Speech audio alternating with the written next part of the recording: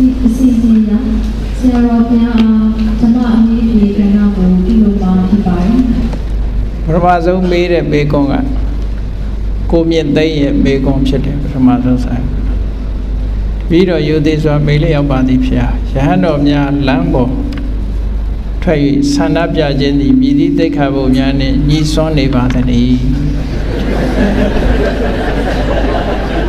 Demokrasi bekong netu.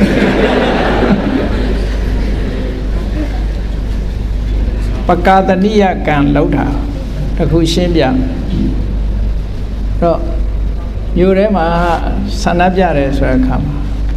Dengan yo biro di winite kamu mapau siapa no sanap jare soal nero tekamu ne nyison dia jam sip, no. Sandaku topora, amyaku tiang laude soal dia. Takura mame strike ne right off kwe ong chia strike လောက်တာလား right off လား right off ဆိုတာအကြမ်းဖက်တဲ့အဓိကရုဏ်းလောက်တာဖြည့်ဆည်းတာဟွာတရားတွေဖြည့်ဆည်းတယ်အဲ့ဒါဆိုရင်တော့ right off လို့ခေါ်တာပေါ့ right off မဟုတ်ဘူး strike ဆိုတာကြတော့ကိုယ်ဆန္ဒကိုထုတ်ဖော်ပြတယ်အဲ့လို strike ကတော့ဥပမာပဲ hunger strike ဆိုသူအိတ်နေတာပဲလေအဲ့တော့strike ဆိုတာဆိုရင်ကတော့အပြစ်စစ်စရာတော့အကြောင်းမရှိဘူးဥပမာတစ်ခုပြောပြရမယ်ဆိုရင်ဆန္ဒပြတယ်လို့ခုခေတ်လို့ခေါ်ရင်ခေါ်ရမှာပေါ့ဆန္ဒထုတ်ဖော်တယ်လို့ထုတ်ဖော်တာနဲ့ပြတာဘာကွဲတယ်ထင်စကားကလည်းရင်းကြီးကြီးလေးတုံတဲ့အခါမှာတစ်မျိုးပေါ့နော်အဲ့တော့ဒီဝဒပြဿနာပေါ်လာကနီးမှာရှင်သာရိပုတ္တရာနဲ့ယဟန်နေဟာရာဇဂိုမြို့ထဲမှာဆန္ဒပြကြားဖို့ကြလားကြားဖို့ရင်ပြောပြဒီဝဒကရသော်ဘုရားကိုဆန့်ကျင်ပြီးတော့သူရာဇဝမှုမကင်းတဲ့အလုပ်တွေလုပ်တော့မှဘုရားသိတယ်ပြီးတဲ့အခါကျတော့ရသော်ဘုရားရှင်သာရိပုတ္တရာကိုဥဆောင်ခိုင်းပြီးတော့ပကာတနိယကံဆိုတာပကာတနိယကံပြုခိုင်းတယ်ပကာတနိယရဲ့အဓိပ္ပာယ်ကဘာလို့ဆိုဒေဝရရဲ့သဘောထားနဲ့ဘုရားသာသနာကျမ်းတဲ့ယဟန်တွေရဲ့သဘောထားဟာမတူတာကိုထုတ်ဖော်ပြတာဒါလည်းဆန္ဒပြတာနော်ဘယ်လိုထုတ်ဖော်ပြီးရာဇဂိုမြို့ထဲမှာရှင်သာရိပုတ္တရာခေါင်းဆောင်ပြီးတော့လိုက်ပြောရတယ်ဒေဝရရဲ့သဘောထားဟာအရင်တုန်းကတစ်မျိုးအခုတစ်မျိုးဖြစ်နေပြီဒေဝရလုံသမျှကိစ္စတွေဟာသာသနာနဲ့မဆိုင်ဘူးကျန်တဲ့ယဟန်တွေနဲ့မဆိုင်ဘူးဒေဝရနဲ့သာဆိုင်နေဆိုတာကိုထုတ်ဖော်ကြေညာပြီးတော့မြို့ထဲမှာလှည့်ပြီးပြောတာရှိတယ်အဲ့ဒါကိုတနည်းအားဖြင့်ပြောမယ်ဆိုရင်ဒါဆန္ဒပြတာပဲပေါ့အဲ့ဒီလိုပြတဲ့အချိန်မှာပြတာအကောင်းဘက်ကိုဥတည်ပြီးတော့ပြတာအပြည့်ရလို့ပြောเสียအကြောင်းမရှိဘူးပေါ့ခုနလို right out ဆိုတာမျိုးလို့မိရှုမယ်ဖြက်စီးမယ်ဆိုရင်တော့မိရှုတဲ့ဖြက်စီးတဲ့အပြစ်ကတော့ရှိတာအဲ့ဒါကြတော့ right out လို့ခေါ်တာပဲဒီ strike ဆိုတာကြတော့ကိုယ့်ရဲ့ဆန္ဒကိုထုတ်ဖော်တာများသိအောင်ခြေညာတာတော့လုပ်ရတာပဲအဲ့ဒါလို့လှုပ်ချင်းကြောင့်ညီသည့်တိတ်ခါပုဂ္ဂိုလ်ညီသည့်တိတ်ခါဘုံနဲ့ညီစွန်းပါတဲ့နေစေမြတ်စွာဘုရားကခြေသားရန်တို့ဆန္ဒမပြရဘူးဆန္ဒပြရင်အာဘသင့်စေလို့ပြညတ်ထားတာမရှိဘူးအဲ့တော့ဥပဒေမရှိသည့်အတွက်ကြောင့်ဘယ်သိက္ခာပုဒ်နဲ့မှညီစွန်းစရာမရှိဘူးသို့တော့ညီစွန်းနိုင်တာပါလဲဆိုရင်မြို့ရဲရွာထဲမှာဒီသင်္ကန်းယုံသွားရမယ်နော်ဒီရက်လွှာချပြီးတော့သွားရမယ်ဆိုရင်တေခိယသိက္ခာပုဒ်မှာလိုက်နာရမယ်ဟာလေးတွေရှိတယ်အဲ့ဒီအတိုင်းလိုက်နာရင်တော့ဒါဆန္ဒပြတာနဲ့မဆိုင်ဘူးသွားရလာတာနဲ့ဆိုင်နေပေါ့နော်အဲ့လိုသာရှိတယ်အဲဒါမို့ဒီမေကုန်းကအဲ့ဒါလိုပဲမှတ်အောင်ပါပဲနော်နောက်တစ်ခုကတကားဆေးရနောင်ရက်မေကုန်းနဲ့ဆရာတော်ဘုရားအဘိဓမ္မာဘာသာရပ်တိဘဝ၌မြည်မြအရေးပါချောင်းတပည့်တော်အားဖြေချပေးတော်မူပါထမင်းကဘလောက်အရေးပါတယ်ဆိုတာသိတယ်မဟုတ်လားထမင်းမစားရရင်ဘယ်လိုနေမလဲဘိုက်ဆာမှာပေါ့အဲ့ဒါလိုပဲဘဝခရီးကိုနားလည်ဖို့ပတ်ဝန်းကျင်နားလည်ဖို့ဆိုတာကြတော့ အဘိဓမ္မာဘာသာရအမှန်တမ်းအရေးကြီးတယ်ဘဝခရီးကိုရှင်းရှင်းလင်းလင်းဆိုပါစို့ကိုယ်စိတ်အကြောင်းကိုလေ့လာခြင်းနဲ့ဆိုလို့ရှိရင်စိတ်ကောင်းလားစိတ်မကောင်းလားကောင်းတဲ့စိတ်လားမကောင်းတဲ့စိတ်လားသိဖို့ရအဘိဓမ္မာလေ့လာမှပို့ပြီးတော့သိတယ်အဘိဓမ္မာဟာ analyze လုပ်တဲ့ပညာရပ်တစ်ခုပဲ analyze လုပ်တတ်မှသူကခွဲခြားစိတ်ဖြာပြီးတော့သိတာအနတ္တသဘောတရားကိုလည်းအဘိဓမ္မာလေ့လာခြင်းဖြင့်ပို့ပြီးတော့ထင်ရှားစေတယ်ပေါ့ဘုရားဘာသာဝင်ဖြစ်လာလို့ရှိရင်ဝိပဿနာကျင့်စဉ်ရဲ့အခြေခံအကျဆုံးဖြစ်တဲ့အဘိဓမ္မာဘာသာရပ်ကိုလေ့လာတာဒါအရေးကြီးတယ်ပေါ့အထူးသဖြင့်ဘဝမှာအဘိဓမ္မာသင်ထားသည့်အတွက်ကြောင့်ကိုယ်ဘဝရဲ့အဓိပ္ပာယ်ကိုနားလည်လာတယ်ကိုယ်အကြောင်းကိုနားလည်လောကမှာမေးလိုက်ရင်မင်းအကြောင်းမင်းသိလားဆိုတော့သိတာပေါ့ဘယ်မြို့မှာမွေးတာအမေကဘယ်သူအဖေကဘယ်သူနော်နာမည်ကဘယ်သူဒီလောက်ပဲပြောနိုင်မှာပဲမဟုတ်လားမင်းဘယ်ဘဝလာတာတော့ဆိုတဲ့ question ကိုဘယ်လိုဖြေမလဲဘယ်ကလာတာတော့ဘယ်သွားမှာတော့ဆိုတဲ့မေးခွန်းတွေကြတော့မဖြေနိုင်တော့ဘူးလေအဲ့တော့အဘိဓမ္မာတတ်ထားတဲ့ပုဂ္ဂိုလ်ဟာရှင်းရှင်းကြီးကိုယ့်အကြောင်းနဲ့ကိုယ်နားလည်မှုရှိတယ်ပေါ့အဲ့တော့ကိုယ့်အကြောင်းကိုကိုယ်နားလည်ခြင်းနဲ့ကိုယ့်ရဲ့ဘဝကိုကိုယ်နားလည်ခြင်းနဲ့ကိုယ်စိတ်ကိုနားလည်ခြင်းနဲ့စိတ်ထဲမှာထားရမယ့်စိတ်မထားရမယ့်စိတ်နားလည်ခြင်းနဲ့ဆိုရင်အဲ့ဒါတွေနားလည်မှလည်းပို့ပြီးတော့ဘဝအဓိပ္ပာယ်ရှိတယ်ဆိုတာဖြစ်ဘဝအဓိပ္ပာယ်ရှိဖို့အတွက်ကအဘိဓမ္မာဘာသာရပ်အရေးကြီးတယ်လို့ဒီလိုပြောအဘိဓမ္မာဆိုဒီမှာ profound ဓမ္မ profound doctrine ပဲရုပ်တရားနံတရားတွေနဲ့ပတ်သက်ပြီးသိရှိဖို့ဝိပဿနာကျင့်မှုလည်းပဲအဘိဓမ္မာဘာသာရပ်ဟာအထောက်အကူအများကြီးဖြစ်လို့ analytical knowledge of mind and matter ထောက်ကူပြုတဲ့ဘာသာတစ်ခုဖြစ်တယ်ပေါ့ဒါကြောင့်မို့အဘိဓမ္မာကိုနားလည်ခြင်းဖြင့်ကုသိုလ်အကုသိုလ်ကိုနားလည်ပြီးဘဝမှာအမှားနည်းသွားနိုင်တယ်ပေါ့အမှားနည်းပြီးတော့အမှန်တွေကိုလုံးနိုင်တာဖြစ်သောကြောင့်အဘိဓမ္မာဟာမတန်အရေးကြီးပါတယ်လို့ပဲပြောပါရစေတကဝင်းမြင့်အောင်မိကွန်ဆရာတော်ဗုဒ္ဓဘာသာဆိုသည်မှာအဘယ်သို့သောဘာသာကိုဆိုသည်ကိုအနှစ်သာရအချင်းချုပ်မိန့်တော်မူပါဗျာဘာသာဆိုတဲ့စကားလုံးကဒီဟာပါဠိစကားလုံးလို့ဘာလို့လို့ ਨੇ ဒီဘာသာဆိုတာက religion ကိုရည်ညွှန်းတဲ့စကားလုံးဖြစ်နေတယ်ပေါ့တကယ်တော့ဗုဒ္ဓဝါဒီလို့ပြောမှပို့ပြီးတော့မှန်တယ်ပေါ့မြတ်စွာဘုရားရဲ့အဆုံးအမကိုနာယူတဲ့ပုဂ္ဂိုလ်ဟာဗုဒ္ဓဘာသာပဲလို့ဒီလိုပြောရမှာဘုရားအဆုံးအမအတိုင်းလိုက်နာတယ်မြတ်စွာဘုရားကိုနှစ်ကယုံကြည်ပြီးတော့ကိုယ်ဘဝမှာအနန္ထားပြီးဘုရားရဲ့အဆုံးအမအတိုင်းလိုက်နာပါမယ်ဆိုတဲ့ပုဂ္ဂိုလ်မျိုးဟာဗုဒ္ဓဘာသာလို့ဒီလိုပဲပြောရမှာပါနော်အဲ့တော့ဗုဒ္ဓဘာသာအဖြစ်ကိုပြတဲ့အခါမှာဘာပြမလို့ဆိုရင်ဗုဒ္ဓတရဏံဂစ္ဆာမိဓမ္မံတရဏံဂစ္ဆာမိသံဃံတရဏံဂစ္ဆာမိလို့ဆိုတဲ့ဒီစကား၃ရပ်ကိုစောင့်တည်ပြီးတော့ခံယူထားတယ်ဒါကကိုယ့်ရဲ့ရင်ထဲကဖြစ်ပေါ်လာတဲ့ဟာကိုလက်တွေ့ပြတဲ့သဘောတကယ်အနှစ်သာရကတော့ဗုဒ္ဓရဲ့အသိဉာဏ်ကိုယုံကြည်တယ်ဓမ္မကိုယုံကြည်တယ်သံဃာကိုယုံကြည်တယ်ယုံကြည်တယ်ဆိုတာဗုဒ္ဓရဲ့အဆုံးအမတိုင်းလိုက်နာမယ်ဓမ္မကိုကျင့်မယ်ကုသိုလ်ကောင်းမှုလုပ်တဲ့အခါမှာသံဃာမှာကုသိုလ်ကောင်းမှုလုပ်ပြီးတော့ကောင်းကျိုးချမ်းသာတွေရအောင်လုပ်မယ်ဆိုတာဒါဗုဒ္ဓဘာသာလို့ဒီလိုပြောလို့ရပါတယ်အေးမြဖြူတဲ့ဆရာတော်ဘုရားသုလသောတာပန်နဲ့မဟာသောတာပန်တို့၏ခြားနာချက်ကိုရှင်းလင်းဖြေချပေးပါသုဒသောတာပန်သည်လိအပေတကားပိတ်ပါသလားဘုရားသုလသောတာပန်ဆိုတဲ့အခေါ်ကဝိသုဒ္ဓိမက်ကပြောလိုက်တာဆိုလိုတာကသောတာပန်အစစ်မဖြစ်သေးဘူးလို့ပြောတာသောတာပန်ဆန်းဆန်းဖြစ်သွားတယ်ဆိုတဲ့အဓိပ္ပာယ်မျိုးပဲရှိတယ်သုလဆိုတာကအငယ်မဟာဆိုတာအကြီးသောတာပန်လေးသောတာပန်ငယ်ဆိုတာဂုံကြီးတူသွားတဲ့အခါမှာလူတွေမှာဥပမာမဲ့ဒီထင်ရှားတဲ့ပုဂ္ဂိုလ်တယောက်အကြီးချင်းမျိုးလေးစင်စင်တူတာလေးတွေ့လို့ရှိရင်အငယ်လို့တက်ခေါ်လေးရှိကြတယ်ပေါ့နော်ခေါင်းဆောင်တယောက်ရဲ့ဘသူပေါက်စားလေးနဲ့ပြောကြတာရှိတယ်လေအကြီးချင်းရှိတဲ့ပုဂ္ဂိုလ်တယောက်နဲ့တင်စားပြီးတော့ပြောတဲ့သဘောအဲ့တော့သုလသောတာပန်ဆိုတာကတော့သူက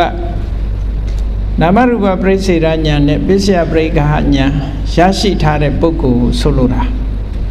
အဲ့တော့နာမရူပပရိစ္ဆေဒဉာဏ်နဲ့ပစ္စယပရိက္ခဉာဏ်ဆိုတာဝိပဿနာဉာဏ်ရဲ့ foundation ပဲရှိသေးတယ်ဝိပဿနာဉာဏ်မဖြစ်သေးဘူးယုံ nant ကွဲပြီးတော့ဒီယုံ nant တွေဘာကြောင့်ဖြစ်တယ်လို့သိတဲ့အဲ့ဒီအသိလောက်ရှိတဲ့ပုဂ္ဂိုလ်မျိုးကိုသုလသောတာပန်လို့ခေါ်တယ်သုလသောတာပန်ကအပေတကားပိတ်တယ်လို့ဆိုတာသေချာပေါက်ပြောလို့မရဘူးနော်သူ့မှာအပေတကားပိတ်ပြီလို့ပြောလို့မရဘူးဘုန်းကြီးတို့ဟောထားတဲ့နိဗ္ဗာန်တကားဖွင့်နိုင်မှာအပေတကားပိတ်ပြီဆိုတဲ့တရားရှိတယ်အဲ့တော့သူ့အနေနဲ့ကဒီဉာဏ်တွေလက်လွတ်ဆုံးရှုံးသွားပြီမကောင်းတာတွေလုံးပြီးရင်တော့သူကအပေချနိုင်သေးတယ်ဂရန်တီမရှိဘူးလို့ပြောအောင်သုလသောတာပန်အဲ့တော့မဟာသောတာပန်ဆိုတာတော့အမြင်မှားခြင်းနဲ့တန်တရားခင်းသွားပြီသူကြတော့အမြင်မှားခြင်းနာမရူပပရိစ္ဆေဒဉာဏ်နဲ့ပစ္စယပရိက္ခဉာဏ်နဲ့မကဘူးဝိပဿနာဉာဏ်နဲ့အားလုံးဖြစ်ပြီးတော့သောတာပန်ထိအောင်ပေါက်သွားပြီးတော့သူကအပေတကားလို့ခေါ်ရတဲ့မိစ္ဆာဒိဋ္ဌိနဲ့ဝိသိကိစ္စဆိုဒိဋ္ဌိနဲ့ဝိသိကိစ္စနှစ်ခုပယ်ပြီးတော့လောဘဒေါသမောဟအပေကျစေနိုင်တဲ့အရာတွေကနေရှောင်ရှားပြီးသားဖြစ်သွားတယ်အဲ့ဒီပုဂ္ဂိုလ်ကမှတကယ်သောတာပန်အစစ်ဖြစ်တယ်သောတာပန်ဆိုတာသောတာဆိုတာအရိယမဂ္ဂင်လမ်းကြောင်းကိုခေါ်တာမဂ္ဂင်၈ပါးကိုခေါ်တာအဲ့တော့နိဗ္ဗာန်ကိုသွားဥတည်ပြီးတော့စီးသွားနေတဲ့အဲ့ဒီလမ်းကြောင်းကြီးထဲမှာရောက်သွားပြီလို့ပြောတာသောတာပန်ရဲ့အဓိပ္ပာယ်ဒါမို့နိုင်ငံခြားဘာသာအင်္ဂလိပ်လိုပြန်တဲ့လူတွေကတော့ Sri winner လို့ပြန်လေးရှိတယ် Sri အဲ့တော့စာတိုင်းပြန်မယ်ဆိုရင်အာပန္နက winner မဟုတ်ဘူး Sri Intara လို့ပြန်လို့ရှင်ပို့ပြီးတော့စကားလုံးအတိုင်းကြိုက်တယ်ပေါ့ဆိုလိုတာနိဗ္ဗာန်သွားဖို့ရာအတွက်နောက်ကြောင်းပြန်မလှည့်တော့ဘူးအဲ့ဒီလမ်းကြောင်းကြီးတွေရောက်သွားပြီလမ်းကြောင်းပေါ်တက်သွားပြီဂျူရူကြီးလွတ်လိုက်တဲ့အခါကျကဘာပတ်လမ်းကြောင်းကြီးတွေရောက်သွားတယ်လို့ပဲနော်ကဘာပတ်လမ်းကြောင်းကြီးတွေရောက်သွားတယ်လို့ရောက်သွားတာကိုပြောတာဒီမိုကရေစီလမ်းကြောင်းရောက်သွားရင်နောက်ကြောင်းပြန်မလှည့်တော့ဘူးဒီဟာအဲ့ဒါသောတာပန်ပဲနော်အဲ့ဒါမှတ်မိအောင်လို့ပြောတာနောက်တစ်ခုကမထိုက်မိကွန်းဆရာတော်ကြီးဖေဟာတပည့်တော်သည်၅ပါးသီလကိုအမြဲလုံခြုံအောင်အတတ်နိုင်ဆုံးထိမ့်သိမ့်ခဲ့ပါသည်တဲ့တခါတရံအကြောင်းမျိုးမျိုးကြောင့်မူသားသုံးခဲ့ရပါသည်သို့ဖြစ်ပါ၍သူတစ်ပါးရဲ့အကျိုးစီးပွားထိခိုက်ပျက်စီးစေသောမူသားမဟုတ်ပါက၅ပါးသီလကိုပြက်ပြားခြင်းရှိမရှိတပည့်တော်အားရှင်းပြပေးတော်မူပါမူသားလို့ဆိုကြတယ်မဟုတ်တာပြောရင်တော့၅ပါးသီလပြတ်တာပဲအမှန်ကိုမဟာမှန်မှုလို့လုပ်ပြောရင်ဒါမူသားခေါ်တာအရှိကိုရှိတိုင်းပြောနိုင်ရမယ်သူကဥပါယလို့ခေါ်တယ်ဥပါယနဲ့ပြောတာမျိုးကြတော့မူသားလို့မခေါ်ဘူးဥပမာပဲတခုခုရည်စူးပြီးတော့ပြောတာပင်စာဝုဒ္ဓမင်းသားလေးကလမ်းခရီးသွားတဲ့အခါကျတော့ဘလူးနဲ့တွေ့တယ်အဲ့ဒီသူ့လက်နဲ့ဘလူးကိုပြစ်တယ်ခတ်တယ်ပေါ့နောက်ဆုံးမှာသူ့လက်နဲ့တည်းကုံသွားတယ်ကုံသွားတော့ဘာလုပ်တော့ဆိုလက်သီးနဲ့ဘလူးထိုးတယ်ဘိုက်အဲ့တော့ဘလူးကလည်းအမွှေးကတ်တဲ့ဂလူးတွေနဲ့တုပ်ထားတဲ့ဘလူးကြီးဖြစ်နေတော့လက်သီးကကတ်သွားတယ်သူ့အမွှေးဒါနောက်လက်သီးတစ်ချောင်းနဲ့ထိုးပြန်တယ်ကတ်သွားပြန်ရောနော်နောက်ခြေထောက်နဲ့ဒူးနဲ့ကန်တယ်ခြေထောက်နဲ့ကန်တယ်ခြေထောက်ကြီးလည်းကတ်သွားနောက်ခြေထောက်တစ်ဖက်နဲ့ကန်ပြန်တယ်ကတ်သွားပြန်ရောနောက်ဆုံးကျတော့ဘာမှမရှိတဲ့အခါကျတော့ခေါင်းနဲ့တိုက်တယ်အဲခေါင်းလည်းကတ်သွားရောအဲ့ဒါလို့ဖြစ်တော့ဘလူးကြီးကကဲဘာတတ်နိုင်သေးတုံးလို့ဟာနဲ့ရည်တဲ့အခါကျတော့သူကဘာပြောတော့ဆိုမင်းစားရင်စားတယ်ငါးဘိုက်ထဲမှာဝရစိန်လက်နဲ့ရှိတယ်မင်းပိုက်ကြီးပေါက်ထွက်သွားမှာပဲလို့ပြောတာအဲ့ဒါဘာကိုရည်ရွယ်ပြောတာတုံးဆိုသူ့ရဲ့အသိဉာဏ်ကိုရည်ရွယ်ပြီးတော့ပြောတာအဲ့ဒါမျိုးကြတော့ဥပါယစကားလို့ခေါ်တယ်မူသားမဟုတ်ဘူးနော်မရှိဘဲနဲ့ရှိတယ်လို့လိမ့်တာမဟုတ်ဘူးပညာကိုရည်ညွှန်းပြီးတော့ငါထဲမှာဝရစိန်လက်နဲ့ရှိတယ်လို့ဆိုဟိုကောင်ကြီးကကြောက်သွားပြီးမစားရတော့ဘူးအဲ့ဒါမျိုးတော့မူသားမဟုတ်ဘူးအဟုတ်ကိုမဟုတ်လို့ပြောရင်တော့မူသားပဲတစ်ဖက်သားအကျိုးပြက်သည်ဖြစ်စေမပြက်သည်ဖြစ်စေအကျိုးပြက်ရင်တော့ပိုအပြစ်ကြီးတယ်လို့ပြောတာမြတ်စွာဘုရားရာဟုလသားတော်လေးကိုဆုံးမတဲ့အခါမှာမူသားစကားမပြောနဲ့တဲ့ရာဟုလမင်းမူသားပြောလို့ရှိရင်ကြည့်ရေခွက်ထဲကရေလေးတွေသွန်လိုက်တာမူသားစကားပြောတဲ့လူတယောက်ဟာတဲ့ကြည့်ကိုကျင်တရားတွေကိုအကုန်သွန်ပြစ်လိုက်တာနဲ့တူတူပဲတဲ့ဘာမှမကြံတော့ဘူးတဲ့မူသားပြောတဲ့ပုဂ္ဂိုလ်တယောက်ဟာပုန်းကွယ်ရာပုန်းခိုစရာနေရာလေးရတော့လိန်လိုက်ရင်ကိစ္စပြီးသည့်အတွက်ကြောင့်အမြဲတမ်းလိန်လီမှုကိုဆက်လုံးနေတတ်တယ်မူသားဆိုတဲ့အရေးကလေးမှာခိုးခိုပြီးတော့သူကမဟုတ်တာလုံတတ်တယ်ပေါ့ဒါကြောင့်မို့မူသားဆိုရင်ကတော့ ဘုရားရည်စရာတောင်မပြောနဲ့လို့ပြောထားတာနော်မပြောချင်ပါဇက်ပိတ်နေပေါ့အဲ့ဒါနောက်တစ်ခုကတပည့်တော်ဤဇနီးသည်သူနာပြုအဖြစ်တာဝန်ထမ်းဆောင်နေပါသည်ဖျားတဲ့တခါတရံတရေသားဖြတ်ချတဲ့ဆေးများကိုလူနာအားပေးပြီးကိုယ်ဝန်ပြတ်ကြစေရပါသည်ဖျားထိုကဲ့သို့ပြုလုပ်ခြင်းနှင့်ပတ်သက်၍ပါဏာတိပါဒကံထိုက်မထိုက်သိချင်ပါတယ်ဖျားတရေသားဖြတ်ချတယ်ဆိုတာဖျားရဲ့တရားတော်အရာပြောမယ်ဆိုရင်ဆေးပညာအရာကြတော့တချို့ကအသက်မဝင်သေးဘူးလို့ယူဆတယ်နော်abortion လုပ်တဲ့ကိစ္စတွေနဲ့ပတ်သက်ပြီးတော့မြတ်စွာဘုရားရဲ့အယူဒီဟောပြောချက်အဆုံးအမအရာဆိုလို့ရှိရင်သူကကလလရေကြီးတီတီကစပြီးတော့ယဟန်တွေမှာမနုဿဝေခလူသားလို့ဆိုသည်မှာကလလရေကြီးပထမဆုံးပေါ်တဲ့သရေစိတ်လေးကစပြီးတော့ပုံမပေါ်သေးဘူးအဲ့ဒီမှာပုံပေါ်ဖို့ဝေးရှိသေးတယ်ဒီ very small dotted လေးရေပေါက်ကလေးအဲ့ဒီအရွယ်ကစပြီးတော့လူသားလို့သတ်မှတ်တယ်လူသားလို့သတ်မှတ်သည့်အတွက်ကြောင့်ဒါကတော့ပါဏာတိပါဒကံထိုက်တယ်လို့ပြောရဟန်းနေဆိုရင်ပါရာဇိကကြားတယ်တရားနော်အဲ့တော့ပါဏာတိပါဒကံထိုက်တာပတ်စံရလို့လုပ်ပြီးရင်မိစ္ဆာအာစီဝါလို့ခေါ်တယ်လှုပ်ချင်လို့လှုပ်လို့ရှိရင်တော့ဒုစရိုက်လို့ခေါ်တယ်ဟုတ်တယ်အသက်မွေးဝမ်းကြောင်းအတွက်ပတ်စံပေးလို့လုပ်ပေးတယ်ဆိုရင်တော့မိစ္ဆာအာစီဝါပဲရတယ်လို့ဆိုဒီလိုဆိုလို့တယ်အဲ့တော့ပါဏာတိပါဒနဲ့ပတ်သက်ပြီးတော့အချက်၅ချက်ကိုမှတ်ထားတယ်တရားဝါလည်းဖြစ်ရမယ်တရားဝါဆိုတာလည်းသိရမယ်နော်သေဖို့အောင်သေလောက်အောင်လည်းကြိုးစားတယ်ဟိုတတ်လို့တဲ့စိတ်လည်းရှိရမယ်နော်သေဖို့ရအတွက်လည်းတတ်ဖို့လည်းကြိုးစားမယ်ကြိုးစားတဲ့အတိုင်းလည်းသေသွားတယ်ဆိုလို့ရှိရင်တော့ဒါပါဏာတိပါဒကထိုက်တယ်လို့ပြောသူများတဲ့တတ်ချင်းဆိုတဲ့ကိစ္စကြားဘူးတယ်မဟုတ်လားဘောရိမင်းသားဟာသာသမီမထွန်းကားဘူးသူတို့ဇနီးမောင်နှံဘောရိမင်းသားဆိုတာဘုရားလက်ထက်ကဥဒိဏဘုရင်ကြီးရဲ့သားတော်ပဲပြတ်သက်ကိုအလှပဆုံးဖြစ်အောင်ဒီဇိုင်းဆွဲပြီးတော့ဆောက်ထားတာကောကနုဒဆိုတဲ့ပြတ်သက်ကြာပွင့်ကြီးခံပြီးဆောက်ထားတဲ့ပြတ်သက်ကြီးအဲ့ဒီနန်းပြတ်သက်တက်ပွဲမှာသူသားသမီးထွန်းကားမယ်ဆိုရင်မြတ်စွာဘုရားကိုဒီသူခင်းထားတဲ့ပိတ်ဖြူကြီးပေါ်ကနေကြွပါစေလို့ဆုတောင်းပြီးတော့သူကလှုပ်တော့ဘုရားကမနင်းမှုအဲ့ဒီပုံသူကသားသမီးမထွန်းကားဘူးဘာလို့တော့ဆိုရင်ဘဝတစ်ခုမှာကျွန်းငယ်လေးတစ်ခုရောက်တော့စားစရာမရှိတော့သူတို့ဇနီးမောင်နှံနှစ်ယောက်စလုံးဟာအဲ့ဒီငှက်ဥတွေပါတွေစားလာလို့ကျက်ဥတော့တတိထားစားပေါ့အဲ့ဒါနော်ကြောထွန်းနဲ့နော်အဲ့ဒီကအရှင်ဘုရားတဲ့ဝိပဿနာပွားများရ၌အတိတ်ပစ္စုပ္ပန်အနာဂတ်ထိုသုံးပါးလုံးကိုပွားများရှုမှတ်ရပါသလားအရှင်ဘုရားဒါနှစ်ပိုင်းခွဲပြီးတော့သိရဉာဏ်အဆင့်အလိုက်ဆင့်သွားတာသမထနာဉာဏ်အဆင့်မှာဆိုရင်အတိတ်လည်းရှုရတယ်အနာဂတ်လည်းရှုရတယ်ပစ္စုပ္ပန်လည်းရှုရတယ်ဥရိယဗျာဉာဏ်အဆင့်ရောက်သွားတဲ့အခါပစ္စုပ္ပန်ပဲရှုတော့တယ်ဒီလိုမှတ်ရမယ်နော်ပစ္စုပ္ပန်တဲ့နဲ့ပြောတာဥရိယဗျာဉာဏ်ဖြစ်မှာချက်ချင်းတဲ့လို့မရသေးဘူးနော်ချက်ချင်းတဲ့လို့မရသေးဘူးစပထမကသူကသမထနာဉာဏ်ကစတာသမထနာဉာဏ်ကစသည့်အတွက်ကြောင့်အတိတ်ကိုရှုပြီးအာပြုရမယ်အနာဂတ်ကိုရှုရမယ်ပစ္စုပန်ကိုရှုရမယ်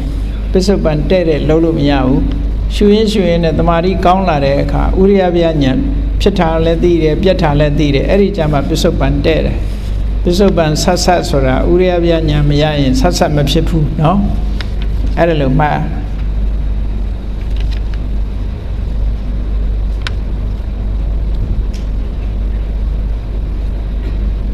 ဟန်ချိုဦးလားမန်ချိုဦးလားမသိဟန်ချိုဦးထမဘုန်းဘုရားအမြဝေသောအခါအတန်ဆွဲ၍အမြမဝေပဲစိတ်ထဲမှအမြဝေခြင်းသည်တပါးသူမကြားနိုင်သဖြင့်တာရုခေါ်ဆို၍မရနိုင်ပါဟုယူဆပါသည်တို့ဖြစ်ပါ၍စိတ်ထဲမှအမြဝေခြင်းသည်မှန်ကန်ပါသလားအတန်ဆွဲ၍အမြဝေခြင်းနှင့်အကျိုးကွာခြားမှုရှိပါသလားကျေးဇူးထူးတင်ရှိပါတယ်အဲ့တော့အမြဝေတယ်လို့ဆိုကြတဲ့ကတစ်ဖက်သားကိုပေးကျင်တာဆိုတော့ခေါ်ပေးမှရမှာပေါ့နော်တိတ်လေးတွေမြုံနေလို့ပဲသိမှာတော့တစ်ဖက်သား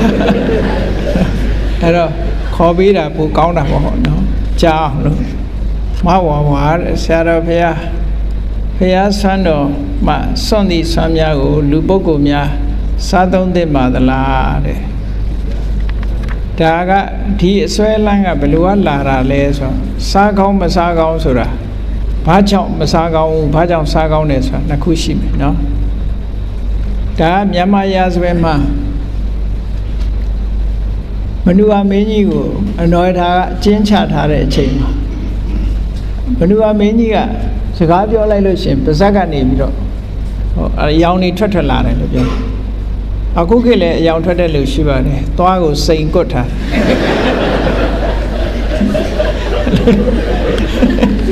ချမ်းသာဘာမှသွားကိုစိန်ကွတ်တဲ့လူတွေရှိတယ်ချမ်းသာတဲ့လူများအဲ့ဒီလူဆိုရင်တော့ထွက်နိုင်တယ်အဲ့ဒီမနုဝမင်းကြီးအယောင်ကထွက်လာတဲ့အခါကျတော့အဲ့ဒါမြင်လိုက်ရရင်အနောထမင်းကြီးကဒီစိတ်ထုတ်လန့်မှုတွေဖြစ်တယ်အဲ့ဒါကြောင့်မို့ဒါမဖြစ်အောင်လို့ဆိုပြီးဆွမ်းတော်တင်တဲ့ဆွမ်းကိုကျွေးတာအဲ့ဒါကြောင့်မို့ဒီအယောင်ပြောက်သွားတဲ့လူတော့ရာဇဝင်ထဲမှာဒီလိုရှိတယ်ဒီလိုရှိတာကအစွဲပြုပြီးတော့ဆွမ်းတော်ကြမစားကောင်းဘူးလို့ဆိုဒီဟာအဓိပ္ပာယ်ကဟုတ်ချင်မှဟုတ်မှာဆွမ်းတော်တင်တာကြီးဟုတ်ချင်မှဟုတ်မှာသူဘာတွေလုံးမှမသိပဲနဲ့နော်အဲ့တော့ဘုရားဆွမ်းတော်ကြစားလို့ကတော့ဘာမှဖြစ်เสียအကြောင်းမရှိဘူးနော်ဘာမှဖြစ်เสียအကြောင်းမရှိပါဘူးဘာလို့လဲဆိုဘုရားမတင်ခင်ကတော့နှိုက်မစားနဲ့ပေါ့ဟိုကပ္ပိယကြီးတယောက်လို့လည်းမလုံနဲ့ကပ္ပိယကအဲ့ဒါ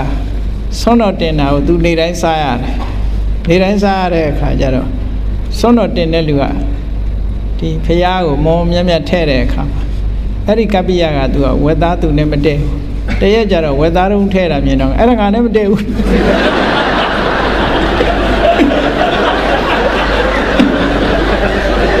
အဲ့လိုပြောတဲ့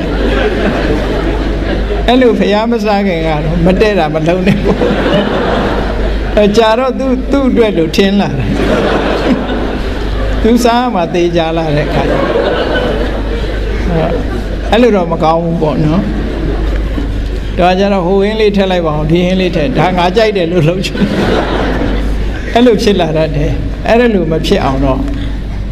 ဘုရားဆွမ်းတော်တင်စားလို့တော့ဘာမှတော့မဖြစ်ဘူးဘုရားဝေယဝိသလုပ်ပြီးတော့ဒီဘုရားကစွန့်လိုက်ပြီဆိုတဲ့အခါမှာတော့စားကောင်းပါလေ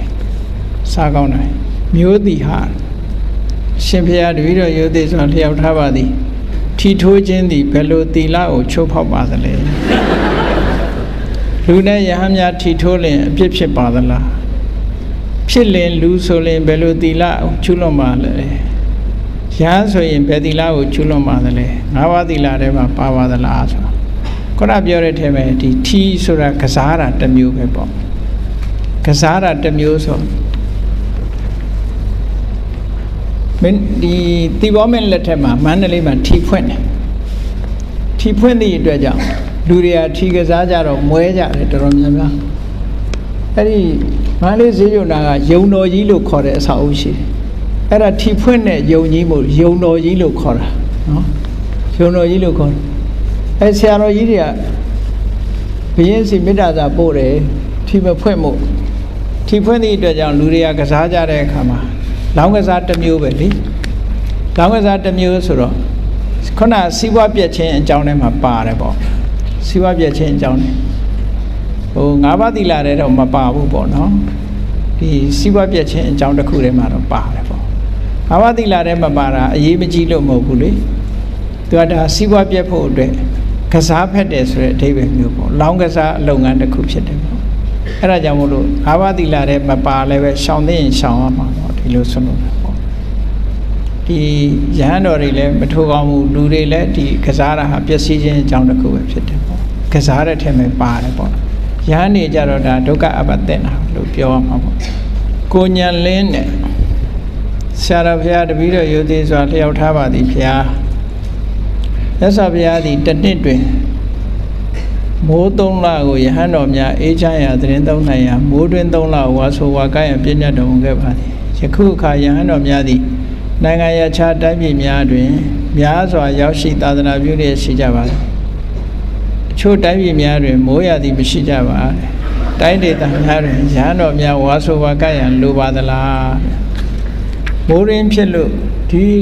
ဝါကတ္တာကဘုရားနောက်ပိုင်းကျမှပြည့်ညတ်ထားတာ နောက်ပိုင်းတာပြညတ်ထားတာအိန္ဒိယထုံးစံအရမိုးရင်းဆိုရင်လေကင်းနေရှိတယ်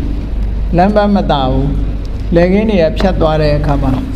လေရှင်တွေကလည်း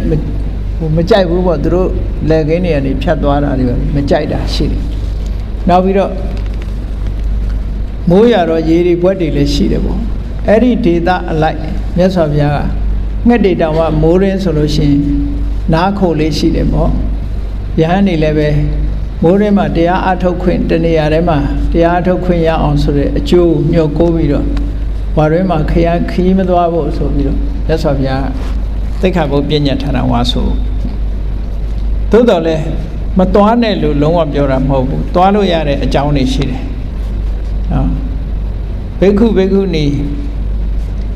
သိက္ခမံတာမဏေရတာမဏေရီဆိုတဲ့သတင်းသုံးပေါ်5ဦးရဲ့ကိစ္စနဲ့ဆိုသွားလို့ရတယ်အမေအဖေကိစ္စနဲ့ဆိုလည်းသွားလို့ရတယ်တရားဓမ္မတွေကအရှင်ဘုရားကိုလှူခြင်းလို့ပါကြွခဲ့ပါဆိုရင်ကြွလို့ရတယ်တရားနာခြင်းလို့တရားဟောပင့်လို့ရှင်လည်းကြွလို့ရတယ်ဒါနိသဓာတုံဓမ္မေသသောတုံဘိက္ခုသပတ္တိတုံအရှင်ဘုရားကိုဖူးခြင်းလို့ပါဆိုရင်လည်းကြွလို့ရတယ်အဲ့တော့ဒီဝါကတ်တယ်ဆိုတဲ့အဓိပ္ပာယ်ကပို့ပြီးတော့အလုတ်ဖြစ်အောင်လို့ပြညတ်ပေးတဲ့ဟာမျိုးပေါ့နော်ပြညတ်ပေးတဲ့ဟာမျိုးတစ်ဖက်ကလည်းခုနတုန်းကလမ်းပန်းဒီမိုးရီရေတွေလေတွေများတဲ့အရက်တွေမှာဆိုလမ်းပန်းမတာသည့်အတွက်ကြောင့်မြတ်စွာဘုရားမသွားပဲနေကောင်းတယ်လို့ဒါကမူလပြညတ်တဲ့ရည်ရွယ်ချက်ပေါ့မိုးမရှိတဲ့နိုင်ငံမှာလည်းပဲဘုရားကိုလေးစားသောအဖြစ်မသွားပဲနေတာမှန်ကန်တာပေါ့မိုးရသည်ရဲ့လို့မဟုတ်ဘူးလေဂျွန်ဇူလိုင်ဆိုလို့ရှိရင်မိုးရသည်လို့သတ်မှတ်ထားသည့်အတွက်ကြောင့်အများဝါကတ်တဲ့အချိန်မှာဝါကတ်ထားဒီဟာကတော့ဘယ်နိုင်ငံမှာပဲဖြစ်ဖြစ်ဖះဥပဒေတစ်ခုလှုပ်ထားလို့ရှိရင်လိုက်နာကြတကယ်တော့ဗမာပြည်အတွက်ပြညတ်တာမဟုတ်ဘူးအိန္ဒိယအဲ့တုန်းကပြညတ်တယ်သို့တော်လည်းဗမာပြည်နဲ့လက်လျောညီတွေတဲ့နေရာတွေမှာဖះပြညတ်ထားတဲ့ဥပဒေကိုတော့လိုက်နာကျင့်သုံးတာဟာဘုရားဘာသာတွေရဲ့ဒီရဟန်းတော်တွေရဲ့ရွယ်ချက်အဓိပ္ပာယ်ပဲဖြစ်တယ်ပေါ့အင်္ဂလန်ကဗမာပြည်မှာပထမဆုံးရဟန်းလာခန္ဓာသူ့ရဲ့လူနာမည်တော့မေးနေတယ်အာနန္ဒမတေယဆိုတာလန်ဒန်ဘုန်းကြီးအင်္ဂလန်ဘုန်းကြီးကရဟန်းခံပြီးတော့ထေရဝါဒရဟန်းတော်တွေရဲ့ကျင့်စဉ်အတိုင်းသူကျင့်တဲ့အခါမှာသူတို့နိုင်ငံမှာဆိုရင်ဒီဘုန်းကြီးတွေဝတ်တဲ့သင်္ကန်းထဲမှာအမြဲတမ်းဒုက္ခရောက်တယ်သို့တော့သူကတတ်နိုင်တယ်ဗျဒီဝတ်နဲ့ပဲနေပြီးတော့ကျင့်ကြံကြုတ်ကိုအားထုတ်သွားတော့စောစောပြန်တော်မူသွားတယ်လို့တော့ပြောကြတယ်ပေါ့အာနန္ဒမတေယဆိုတာမြန်မာပြည်မှာရဟန်းခံအင်္ဂလန်ကဘုန်းကြီးပဲအင်္ဂလန်အင်္ဂလိပ်လူမျိုးပေါ့နော်အဲ့တော့ဒီရာသီဥတုနဲ့လိုက်လျောညီဆိုတော့မြတ်စွာဘုရားဒါခွင့်ပြုထားတာအိန္ဒိယနဲ့ပတ်သက်ပြီးခွင့်ပြုတာဒါကြောင့်မို့တချို့ဥပဒေတွေကတရေသေးမဟုတ်ဘူးမြတ်စွာဘုရားပြိဋိဘံသံဃာနည်းမှာမှားထားခဲ့တာရှိတယ်ငါပြည့်ညတ်တဲ့သိက္ခာပုဒ်တွေထဲမှာအများတန်ဃာတွေကသဘောတူလို့ရှိရင်သူကabolish လုပ်နိုင်တယ်ပေါ့ဥပဒေကိုဖျက်သိမ်းနိုင်တယ်လို့ဒီလိုမှားထားခဲ့တယ်ရှင်အနန္ဒာကိုအဲ့လိုမှားထားခဲ့တယ်ခုတ်ရနုခုတ်ရကအဘတ်တွေကိုဖျက်သိမ်းနိုင်တယ်လို့တန်ခါသဘောတူမယ်ဆိုလို့ရှိရင်ဒါမြတ်စွာဘုရားရဲ့အရှိမြင်တဲ့သဘောပဲဟိုယဟန်တွေကိုတချို့ကတော့ယဟန်တွေကိုစမ်းသပ်လို့ပြောတာလို့ဆိုဘုန်းကြီးတို့ကတော့အဲ့လိုမထင်ဘူးခေတ်အခြေအနေရဥပဒေဆိုတာ concept ပဲလို့အဲ့လိုလုပ်တာဥပဒေဆိုတာဒါကြောင့်မို့ဥပဒေဆိုတာပြင်ဆင်ရတယ်ခဏခဏနော်92ခုနှစ်ကဥပဒေပြင်ထားတာကြည့်တယ်မဟုတ်လားအဲ့လိုပဲဥပဒေဆိုတာပြင်သွားတာပဲလေရသော်ဗျာဥပဒေလည်းအချိန်ချင်းပြင်ရတာပေါ့လုံးဆိုင်ရန်ကုန်မြို့တဲ့ရန်ကုန်ကလာတဲ့ဧည့်သည်ထမရဲ့ကြာဘယ်သူလဲမသိဘူးနာမည်ကလောင်နာမည်နဲ့ပြရေးထားလားရှင်ဗျာရိုသေစွာလျှောက်ထားပါသည်ပရိသေစိတ်ဘဝင်စိတ်သုတိစိတ်တို့ဤခြားနာမှုတို့ကိုဟောကြားပေးပါရန်ပရိသေစိတ်ဘဝင်စိတ်သုတိစိတ်ဆိုတာပုံစံတစ်မျိုးတည်းပဲပရိသေစိတ်ဆိုတာပထမဆုံးဘဝတစ်ခုနဲ့ဘဝတစ်ခုကိုဆက်ဆက်ပေးတာဖြစ်သောကြောင့်ပထမဆုံးဖြစ်တဲ့စိတ်ကလေးဒီဘဝမှာဆိုပါစို့ဥပမာပဲဘုန်းကြီးတို့အတိတ်ဘဝကသေးလာပြီးတော့ဒီဘဝမှာပထမဆုံးပေါ်တဲ့စိတ်ကိုပရိသေစိတ်လို့ခေါ်တယ်နော်အဲ့ဒီစိတ်နဲ့အလားတူနောက်ထပ်ဖြစ်တဲ့စိတ်တွေကိုဘဝင်စိတ်လို့ခေါ်တယ်နောက်ဆုံးဖြစ်တဲ့စိတ်ကိုသုတိစိတ်လို့ခေါ်တယ် ဒါကြောင့်မို့တဘဝမှာပရိသေဘဝင်သုတိဆိုတာသူက life span ကြီးတစ်ခုရဲ့ကန့်သက်တစ်ခုပဲကန့်ကြောင့်ဖြစ်တာဒါဒီဘဝမှာရှိတဲ့မျက်စိကယူတဲ့အာယုနာကယူတဲ့အာယုနေနဲ့မဆိုင်ဘူးသူကအလုံးမလုံးဘူးအဲ့ဒီဟာအတွက်အလုံးမလုံးဘူးပင်ကိုကမတိခင်ကယူခဲ့တဲ့အာယုနဲ့ပဲသူကအလုံးလုံးတယ်အဲ့တော့အိပ်ပျော်နေတဲ့အချိန်ဖြစ်တာဘဝင်စိတ်လို့ခေါ်တယ်အဲ့ဒီဘဝင်စိတ်က blue line ပဲ passive mind လို့ခေါ်လို့ရတယ်နော်သူကတော့ဘယ်တော့မှမပြတ်ဘူးပြတ်သွားရင်သေပြီပေါ့တရားသူကစိတ်ရဲ့ sources ပဲစိတ်ရဲ့ source ပဲအဲ့တော့ဝိသိစိတ်ဆိုတာ active mind လို့ခေါ်တယ်သူကမျက်စိကမြင်တဲ့အာယုန်နဲ့အလုံးလုံးတယ်နားကကြားလိုက်တဲ့ပစ္စုပန်အာယုန်တွေနဲ့အလုံးလုံးတယ်သူကဒီဘဝင်စိတ်တို့ဆိုတာပရိသေစိတ်ဘဝင်စိတ်သုတိစိတ်ဆိုတာအဲ့ဒါတွေနဲ့အလုံးမလုံးဘူးသူကအလုံးမလုံးဘူးသူကအာယုန်သီးသန့်နဲ့နေတယ်လူဘဝရဲ့အခြေခံစိတ်ကြီးပေါ့နော်သို့တော့စိတ်ဆိုတာနှစ်ခုဘယ်တော့မှမဖြစ်ဘူးတစ်ခုတည်းပဲဖြစ်တယ်ဒီ red line လို့ဘုန်းကြီးကတော့နိုင်ငံသားတွေသင်တဲ့အခါမှာ blue line နဲ့ red line လို့ဆို line နှစ် line ပြထားတယ်အဲ့ဒီ red line ဆိုရင်အာယုန်အသက်ဝင်လာလို့ရှိရင် blue line ကပြတ်တောက်သွားပြီး red line ဖြစ်သွားတာဟို easy ကြိုက်ချီရိုက်တဲ့အခါမှာတွေ့တယ်မဟုတ်လားပေါ်တက်တယ်လားလေအဲ့ဒါမျိုးလိုပဲသူက red line ကသူကလှုပ်ရှားတယ် blue line ကငြိမ်နေတာအခြေခံ line blue line ကငြိမ်နေတာအဲ့ဒါဘဝင်စိတ်လို့ခေါ်တယ်အစဆုံးစိတ်ကိုပရိသေနောက်ဆုံးစိတ်ကိုသုတိဒီလိုဘဝတာတစ်ခုရဲ့သူက life span တစ်ခုပဲအဲ့လိုဆိုလို့တယ်နောက်တစ်ခုကပါတယ်ခြားနာမှုမရှိပါကသုတိစိတ်ဒီတန်တရားတစ်ယောက်လုံးအစဉ်ဖြစ်ပေါ်နေပါသလားမဟုတ်ဘူးသူကဒီပရိသေစိတ်ဘဝင်စိတ်သုတိစိတ်ဆိုတာဒီတစ်မျိုးတည်းပဲခြားနာတာမဟုတ်ဘူးသို့တော့ဖြစ်တဲ့အချိန်ကာလချင်းမတူဘူးဘဝတစ်ခုမှာအစဆုံးဖြစ်လို့သူ့ကိုပရိသေလို့ခေါ်တာနာမည်ကပရိသေဆိုတာ relinking consciousness လို့ခေါ်တယ် relink လောက်လိုက်တဲ့အချိန်နောက်ဟာကျတော့သူကဘဝရဲ့စင်စစ်မပြတ်ဖြစ်ဖို့ရာအတွက်ဖြစ်လို့ဘဝင်စိတ်လို့ခေါ်တာသုတိဆိုတာနောက်ဆုံးရွေလျောသွားတဲ့စိတ်ကိုသုတိလို့ခေါ်တာနော် activity ကြည့်ပြီးတော့လူတွေလည်းလို့ခေါ်တာမဟုတ်လားရုံးမှာကြတော့ manager အိမ်ကြတော့ထမင်းချက်ပဲလေအဲ့ဒီသဘောမျိုးပေါ့တယောက်တည်းပြီမဲ့လို့အဲ့လိုခေါ်လိုက်တာနော်ဟိုကြတော့ဝန်ကြီးအိမ်ရောက်တဲ့အခါကျတော့ဝန်ကြီးမဟုတ်တော့ဘူးလေမမြတ်တိတာတယ်ရှေးကြီးပဲမေးထားတာရှင်ဘုရားတဲ့ယခုဘဝတွင်ရနိုင်သောအစဉ်ပညာယာတုငွေကြေးစသည်များသည်အတိတ်ဘဝများစွာပြုခဲ့သောကံစေရနာအကြောင်းများ၏အကျိုးများသာဖြစ်ပါသလားမဟုတ်ဘူးယခုဘဝမျက်မှောက်ပိစုပန်အခြေအနေတွင်ပြုခဲ့သောဒါနသီလတို့ကုသိုလ်ကံစေရနာတို့သည်ယခုဘဝတွင်အကျိုးပေးနိုင်ပါသလားအချို့အကျိုးပေးနိုင်တယ်နော်ဒုတိယဘဝမှာစရင်နိဗ္ဗာန်မရမီဘဝများကြမှာအကျိုးပေးပါမည်လားတချို့ကအဲ့ဒီကြမှာအကျိုးပေးတယ်ပထမဇောစိတ်အကျိုးပေးမှုအချိန်ဒီ9ရက်သို့မဟုတ်9လ9နှစ်ဆိုဒီမှာမြတ်စွာဘုရားလက်ထက်အချိန်ကသာဖြစ်နိုင်ရင်ယနေ့ခေတ်အချိန်မှာဖြစ်ပွားရန်ဖြစ်နိုင်ခြင်းအလွန်နီးသည်မှာကောဟုတ်ပါသလားဖြစ်နိုင်ပါတယ်ဒီဟာတော့เนาะသိလို့ပါရဲ့ရှေ့ရှုကဲဖတ်ရင်ဘုံဘုံဖြေသွားပြီเนาะဒါကဲနောက်ရက်ကျွန်မဆက်ဖြေเนาะ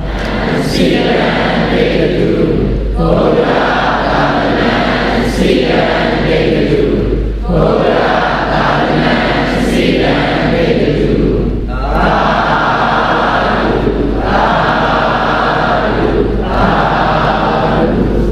နံပါတ်1မိဂုံအဓိပ္ပာယ်က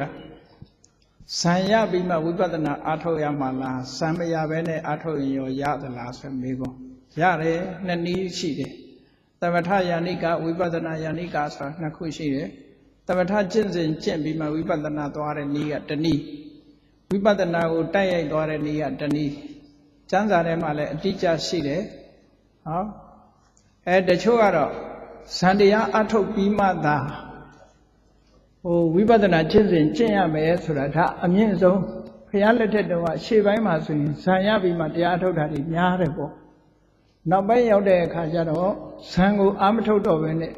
ဝိပဿနာတိုက်ရိုက်သွားတဲ့နည်းတွေပေါ်လာတယ်မြတ်စွာဘုရားကိုယ်တိုင်ကလည်းဟောထားတယ်သူတိမသုတ်ကိုဖတ်ကြည့်ပညာဝိမု ക്ത ယဟန္တာဆိုတာဇံအခြေမခံဘဲနဲ့ဝိပဿနာကျင့်စဉ်ကိုကျင့်သွားတယ်ယုကနတ္တသုတ်ဆိုတာရှိတယ်သမထပုပ္ပင်္ဂမံဝိပဿနာဘာဝေတိသမထကရှေ့ဝိပဿနာကနောက် နောက်တစ်ခါဝိပဿနာပုပ္ပင်္ဂမံသမထံဘာဝေတိဝိပဿနာကရှေ့သမထကနောက်သမထဝိပဿနာဒီရှင်တွဲပြီးတော့သွားတဲ့နည်းအဲ့ဒီလိုခေါ်ထားတာတွေတိုက်ရိုက်ရှိတယ်ပေါ့တိုက်ရိုက်ရှိတော့ထက္ကရာတွေမှာလည်းရှင်းပြောထားတာရှိတယ်စာတွေမှာစုံအောင်ဖတ်မယ်ဆိုရင်ဇံရပြီးမှဝိပဿနာအားထုတ်တဲ့ယောဂီကတဲ့ဟိုဘက်ကန်းကို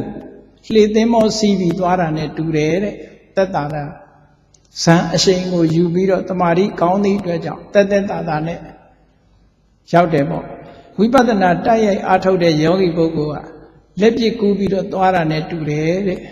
အဲ့တော့နည်းနည်းပင်ပန်းလောက်ရမယ်လို့ဒီလိုဆုံးလို့တာအဲ့တော့ဘယ်နည်းပဲဖြစ်ဖြစ်မဖြစ်နိုင်တာမဟုတ်ဖြစ်နိုင်တယ်သို့တော်မြတ်စွာဘုရားကတမ္မာသမာဓိကိုရှင်းတဲ့အခါမှာဇံ၄ခုနဲ့ရှင်းတာဟာအမြင့်ဆုံးကိုရှင်းပြတာဖရာတရားတော်တွေမှာကြည့်မယ်ဆိုရင်ဖရာကဘယ်တော့ဖြစ်ဖြစ်အခြေခံတဲ့အမြင့်ဆုံးကိုရှင်းပြတာဖြစ်နိုင်တဲ့အနေအထားတွေမှာအကုန်ဆုံးရှင်းပြတယ်ဒါကြောင့်မို့ဒီအဖြေကနှစ်ခုစလုံးလုံးလို့ရတာဟာအမှန်ပဲနော်နောက်တစ်ခုကတော့ဒီဘုန်းကြီးတွေနဲ့ပတ်သက်တယ်ဘုန်းကြီးတွေမှာဒီတရားထုတရားမြတ်ရလို့ရှိရင်ရဟန်းတော်ချင်းချင်းတော့ပြောလို့ရတယ်လူတာမဏေလို့ဆိုတဲ့အနုပတံပဏပေါ့ကိုရင်အပါဝင်လူအကြောင်းလေးကိုမပြောရဘူးလို့ဆိုတာအကြောင်းရှိတယ်သိက္ခာပုဒ်ပြညတ်ထားတာရှိတယ်ဘာလို့ပြညတ်တုံးဆိုသိက္ခာပုဒ်ပြညတ်ခြင်းအကြောင်းကယဟန်တစ်ပါးရဲ့ဂုဏ်ကြီးကိုထုတ်ဖော်လိုက်တဲ့အခါမှာထုတ်ဖော်ပြောဆိုခြင်းကြောင့်နတ်တပကာတွေလူတွေကပို့ပြီးတော့လှူဒန်းလာကြတယ်လှူဒန်းလာတဲ့အခါမှာဂုဏ်ကြီးကိုမထုတ်ဖော်နိုင်တဲ့ပုဂ္ဂိုလ်အတွက်ဟာငဲ့ညာစရာတစ်ခုဖြစ်လာတယ်ပေါ့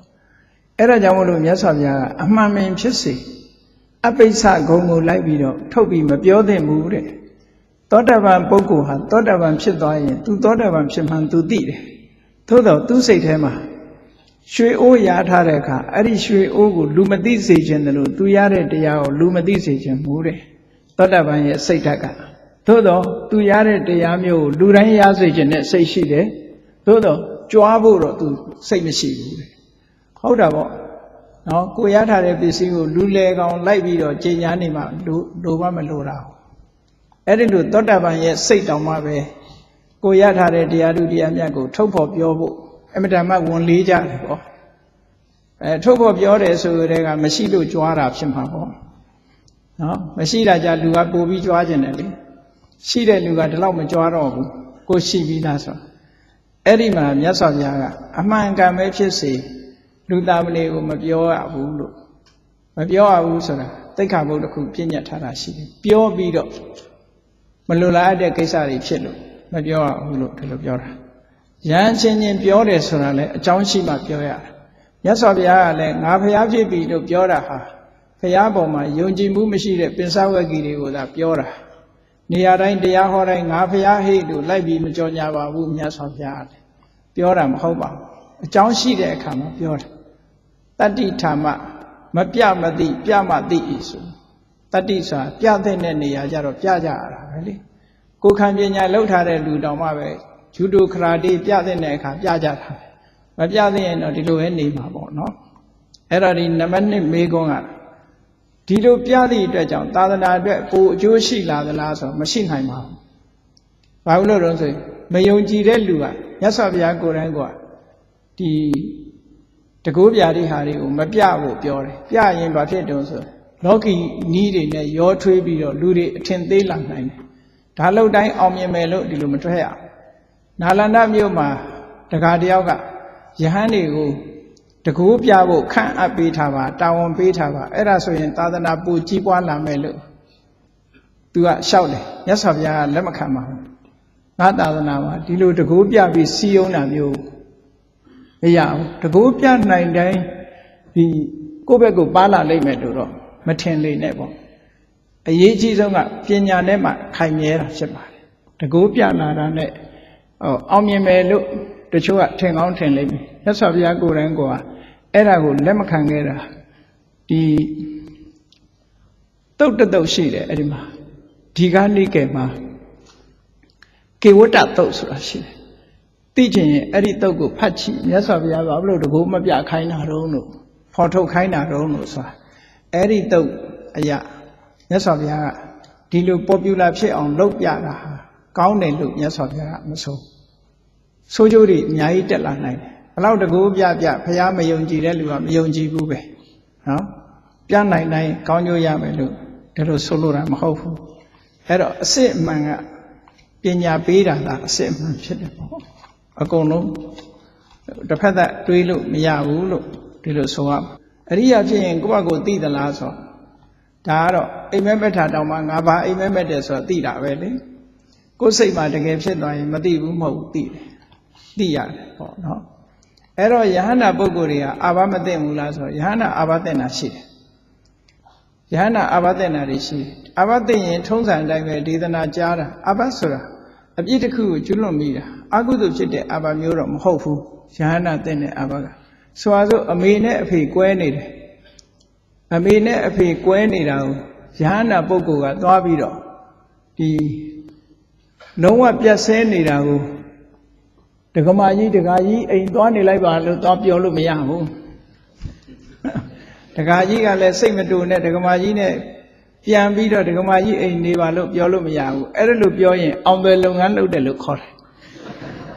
အဲ့ဒီအောင်သွယ်လုပ်ငန်းလုပ်လို့ရှိရင်တန်ခါဒိဋ္ဌိအာဘသင်တယ်ယဟန္တာပုဂ္ဂိုလ်တောင်သင်နိုင်တယ်အဲ့ဒီအာဘကနော်အဲ့ဒီမှာလည်းရှိတယ်စိတ်ဆက်ပေးရလောက်အောင်ကွဲသွားပြီဆိုရင်မစိတ်ဆက်ရဘူးအဲ့ဒါစိတ်ဆက်ပေးရလောက်အောင်ကွဲတာမဟုတ်ဘူးခဏလေးနေစိတ်ထဲကတော့တူတူနေခြင်းနဲ့ဒါပေမဲ့လို့အပြင်ပန်းလူကြည့်ကောင်းအောင်လို့ရန်ဖြစ်ထားတာလည်းဖြစ်ကောင်းဖြစ်မယ်အဲ့ဒါမျိုးဆိုရင်တော့ကိစ္စမရှိဘူးတဲ့နော်နောက်တစ်ခုကတော့အဘိဓမ္မာဘုံနေနဲ့ပတ်သက်တာကတော့ဒါကတော့ဗြဟ္မာတွေတောင်မှပဲဗြဟ္မာအချင်းချင်းမဟာဗြဟ္မာကိုမမြင်ရဘူးနေမင်းမင်းလက်ထက်ကငရဲသားတွေမြင်နေဆိုတာတမင်းမြင်အောင်ပြလို့မြင်ရတာနော်သူ့ရဲ့ပဂရိမျက်စိကမြင်နိုင်စွာမရှိပါဘူးဒါတွေအဲ့တော့နတ်တွေအနေနဲ့လည်းပဲသူတို့ဘယ်ကုသိုလ်လုပ်လို့နတ်ပြည်ရောက်တယ်ဆိုတာသိပါတယ်ပြန်စဉ်းစားကြည့်လိုက်လို့ရှိရင်ဘာဖြစ်လို့သိတုံးဆိုတော့လူလိုမွေးနေရတာမဟုတ်ဘူးခုကသေနောက်ထပ်တောက်လျှောက်သွားကနေဖြစ်တာဆိုတော့သူတို့မှာမျက်စိလေးမှိတ်လိုက်တာနဲ့တင်ပဲဘဝကူးသွားတာဆိုတော့အင်မတန်မှလင်းမြန်တော့ဒုက္ခတွေမရှိဘူးလူတွေကြတော့မမှတ်မိတာဘာကြောင့်မမှတ်မိတုံးဆိုလို့ရှိရင်မိခင်ဝမ်းထဲမှာအောင်းနေရတာ50လကြီးဆိုတော့မေ့ကုန်တာပေါ့ဒုက္ခတွေအများကြီးခံရတာဟုတ်လူကြတော့ဒါတောင်မှမှတ်မိတဲ့လူရှိတယ်လေနတ်တွေကြတော့အဲ့လိုမဟုတ်ငရဲချတဲ့လူကလည်း तू ဘာလို့လို့ငရဲရောက်တယ်ဆိုတာသိတယ်ဘာလို့သိတုံးဆိုဝါကနေသွားဖြစ်တာဝါကနေသွားဖြစ်တာဆိုတော့သူတို့လှုပ်တာတွေအကုန်လုံးသိချတာတွေညားတယ်ပေါ့နော်အဲ့ဒါသိနိုင်တယ်အဲ့တော့ဘုရားအလောင်းနဲ့ပတ်သက်ပြီးတော့ဘုရားအလောင်းကဒီရှင်သေးဖြစ်လဲရှင်သေးမင်းဘာဖြစ်ရင်လဲမင်းဆိုတာလေးပါတယ်ဆိုတာဘုရားလောင်းဆိုတာပညာထက်တယ်သူများတယ်ပညာထက်သည့်အတွက်ကြောင့်ဥဆောင်ဥရပြုတ်တဲ့သဘောကိုပြောတာပါငရဲရောက်တာနဲ့ငရဲမင်းလို့တော့မဖြစ်ပါဘူးငရဲကတော့အတူတကွဒုက္ခခံနေရတာဆိုပင်မဆင်းရဲတယ်လေအဲ့ဒီမှာတော့မင်းသွားလို့မရဘူးနော်ရှမမင်းဆိုတာငရဲသားမဟုတ်ဘူးသူကတရားတွေကိုတဏှာလို့ယုံသွားထိုင်နေတာသူကရှမမင်းကဝေမာနိကပြိတ္တာတစ်မျိုးပဲသူကယုံထိုင်ပြီးတော့ကုသိုလ်ကောင်းမှုတွေကိုအမှတ်ရအောင်ဖော်ထုတ်ပေးတာသူကဲတင်နိုင်တာမဟုတ်ဘူးအမှတ်ရတဲ့အခါကုသိုလ်ကပဲဒီတရားကိုကဲထုတ်သွားတာနော်ကဲထုတ်သွားတဲ့သဘောအဲ့ဒါကိုဆိုလိုတာနောက်ဖရာအလောင်းပါရမီဖြည့်တော့သူမိတ်တာတထေသမီးလေးဟာပါရမီဖြည့်ဘက်မှာ၄သိန်းချိန်နဲ့ကဘာတသိန်းဖရာအလောင်းရဲ့ကျင်ရတော်ကြီးပဲဖြစ်နေမှာမဖြစ်ပါဘူးတွေ့တဲ့အခါတွေ့ကြတယ်မတွေ့တဲ့အခါမတွေ့ဘူးဒီဘဝမှာတောင်မှပဲအမြဲတမ်းကိုဇနီးမောင်နှံတွေ့တာမှမဟုတ်တာနော်အဲ့တော့ဘဝလည်းမတွေ့တာတွေရှိပါတယ်အဲ့လိုအဲ့တော့ယဟန်ဒီပိုက်ဆံမကန်ရဘူးလို့ဆိုတာမှန်တယ်ဒီတတိယသံဃာနာတင်တာကတော့ဒုတိယသံဃာနာတင်တာကတော့ဝေဗလာနဲ့ပတ်ဆံအလှခန္ဓာကြောင့်တင်တာပတ်ဆံကင်လို့တင်တာကြီးမဟုတ်ဝေဗလာနဲ့ဥပုပ်နေတွေပါဒီမှာပတ်ဆံအလှခန္ဓာအဲ့ဒီအလှခန္ဓာဟာပတ်ဆံနဲ့ပတ်သက်လို့မြတ်စွာဘုရားကစီကံလုပ်ထားတာရှိတယ်ကပ္ပိယကာရကနဲ့ ဒီကြိုက်မဲ့လက်ခံမဲ့ဆိုရင်လက်ခံခွင့်ရှိတယ်ပေါ့ဒါကဝီနည်းစကားကနည်းနည်းကျဲပါတယ်အဲ့တော့ချင်းချင်းပြောချင်တာကတော့ဘုန်းကြီးတွေဒီဘဝမှာပတ်စံကြိုက်တဲ့ဘုန်းကြီးတွေများလာတာဘာလို့လဲဆိုတော့ကပ္ပိယခေါင်းရှားလို့ပါလို့ပြောကပ္ပိယကစိတ်မချရဘူးလေကပ္ပိယစိတ်မချရတာတော့ဘုရားရဲ့ဒီအလှကံဘုံနဲ့တောင်ပါသွားလို့အဲ့ဒါကြောင့်မို့လို့ကပ္ပိယစိတ်မချလို့ဘုန်းကြီးတွေပတ်စံကြိုက်တာတကယ်ကတော့ပတ်စံကြိုက်တာတော့အပြစ်ရှိတာပဲဘာဖြစ်လို့ပတ်စံကြိုက်တာအပြစ်ရှိတယ်လဲလို့ဆိုရင်မြတ်စွာဘုရားကိုယ်တိုင်ဟောထားတာရှိတယ်မြတ်စွာဘုရားကငွေအပ်တယ်ဆိုရင်အားလုံးဟာခွင့်ပြုပြီးသားဖြစ်သွားလိမ့်မယ်တဲ့ဒါကြောင့်မို့လို့ကာမဂုဏ်၅ပါးလုံးအပ်တယ်ဆိုတဲ့အဓိပ္ပာယ်ရတယ်ဆိုလိုတာကဘုရားကပစ္စည်းသာအလူခံခွင့်ပေးတယ်ပတ်စံမလူခံခွင့်မပေးဘူးဘုရားလက်ထက်ကတော့မှပဲသင်္ကန်းဝဲလှူလိုက်ပါဆိုပြီးတော့ကပ္ပိယထံအပ်ထားတာမပေးလို့ဒုက္ခရောက်တာတွေရှိတယ်အဲ့ဒါကြောင့်မို့လို့ကပ္ပိယခေါင်းနေရှိရင်တော့ပတ်စံမကင်ပဲနေလို့ရပါတယ်လို့စိတ်ချရတဲ့ကပ္ပိယတွေရှိဖို့လိုပါတယ်ကပ္ပိယခေါင်းရှားသွားလို့ပတ်စံကင်တဲ့ဘုန်းကြီးများသွားတာပါလို့ဒါလိုပဲပြောရမှာနော်နောက်တစ်ခါနောက်ဆုံးနံပါတ်9မိကုန်းကတော့ဆုံးမခံရဘူးဆိုတာအပြိုကြီးအိမ်နဲ့မုတ်ဆုံးမအိမ်တစ်ခုလက်ပြည့်စုံမအိမ်လို့ဒါကတော့အမှတ်မှားနေတာပါအမှတ်မှားနေတာအဂောစရ6ပါးဆိုတာအမြဲတမ်းဝင်ထွက်သွားလာမလုပ်တဲ့နေရာ6ခုလို့ဒီလိုပြောတာဆုံးမခံရဘူးပြောတာမဟုတ်ဘူးအမြဲတမ်းဝင်ထွက်သွားလာလို့ရှိရင် suspect ဖြစ်ခံရလိမ့်မယ်ဒါပြောတာဒီဘုန်းကြီးဒီအပြိုကြီးအိမ်ခဏခဏဝင်နေတယ်ဆိုတော့အထင်မြင်လွဲမှာစိုးလို့အထင်မြင်လွဲမှာဆိုလို့ဆုံးခံသွားတာမပါဘူးဟာဆုံးခံသွားတာကိုပြောတာမဟုတ်ဘူးဒီဟာကိုဥနေဝင်းကြီးလည်းမှားပြီးပြောဘူးတယ်ဗမာပြည်မှာဥနေဝင်းကြီးမှားပြောလို့ညောင်ကန်အေးဆရာတော်ကလုံသားသတင်းစာထဲမှာရေးဘူးတယ်ဒါဥနေဝင်းလက်ထက်တုန်းကမဆလာလက်ထက်တုန်းကလုံသားပြည်သူနေ့စဉ်သတင်းစာမှာအာဂောစရ6ပါးကိုသူကဆုံးမခံရဘူးလို့တွားပြီးအဓိပ္ပာယ်ယူတာအဓိပ္ပာယ်မဟုတ်ဘူးအာဂောစရဆိုတာအမြဲတမ်းတရင်တနည်းလုပ်ပြီးဝင်ထွက်သွားလာမလုပ်ရဘူးလို့ဆိုလိုတာဟုတ်တယ်လေအရက်ဆိုင်ကိုဘုန်းကြီးကခဏခဏဝင်ထွက်နေဘလို့ထင်လဲဆုံးခံသွားတာမထင်ဘူးလေဆုံးခံသွားတာဆိုတာခဏလေးအမြဲတမ်းဝင်ထွက်သွားလာတာမရတာကပန်းတုပ်အိမ်နဲ့ခေရဲ့အိမ်လည်းမသွားရဘူးနောက်တစ်ခုကအရက်ဆိုင်နော်အခုဒီအပြိုကြီးအိမ်မို့ဆုံးမအိမ်တစ်ခုလက်အိမ်ပြည့်စုံမအိမ်အရက်ဆိုင်နော်ဂေးအိမ်အဲ့ဒါကိုအမြဲတမ်းဝင်ထွက်သွားလာရင်ဘေးကလူတွေကအမြင်ဆောင်နိုင်တယ်တဲ့ဒါကြောင့်မို့ရှောင်မာလို့ပြောတာဒီလိုဆိုလိုတာနော်မြတ်စွာဘုရားတောင်မှတိရိမာအိမ်ဆုံးခံကြွတာရှိတာပဲလေဆုံးခံဆုံးစားသွားတာသွားလို့ရပါတယ်အမြဲတမ်းဝင်ထွက်သွားလာတဲ့အခါမှာ suspect ဖြစ်မှာဆိုလို့ပြောတဲ့အဓိပ္ပာယ်ကနေပြီးတော့အမှတ်မှားသွားကြတာအဲ့ဒါနော်မေးခွန်းကလည်းအရှိကြီးပဲဒါကြီးကပရိတ်ရွတ်ပါတယ်ဆိုမှအတန်မထွက်ဘဲနဲ့စိတ်ထဲကနေရွတ်လို့ရပါသလားတဲ့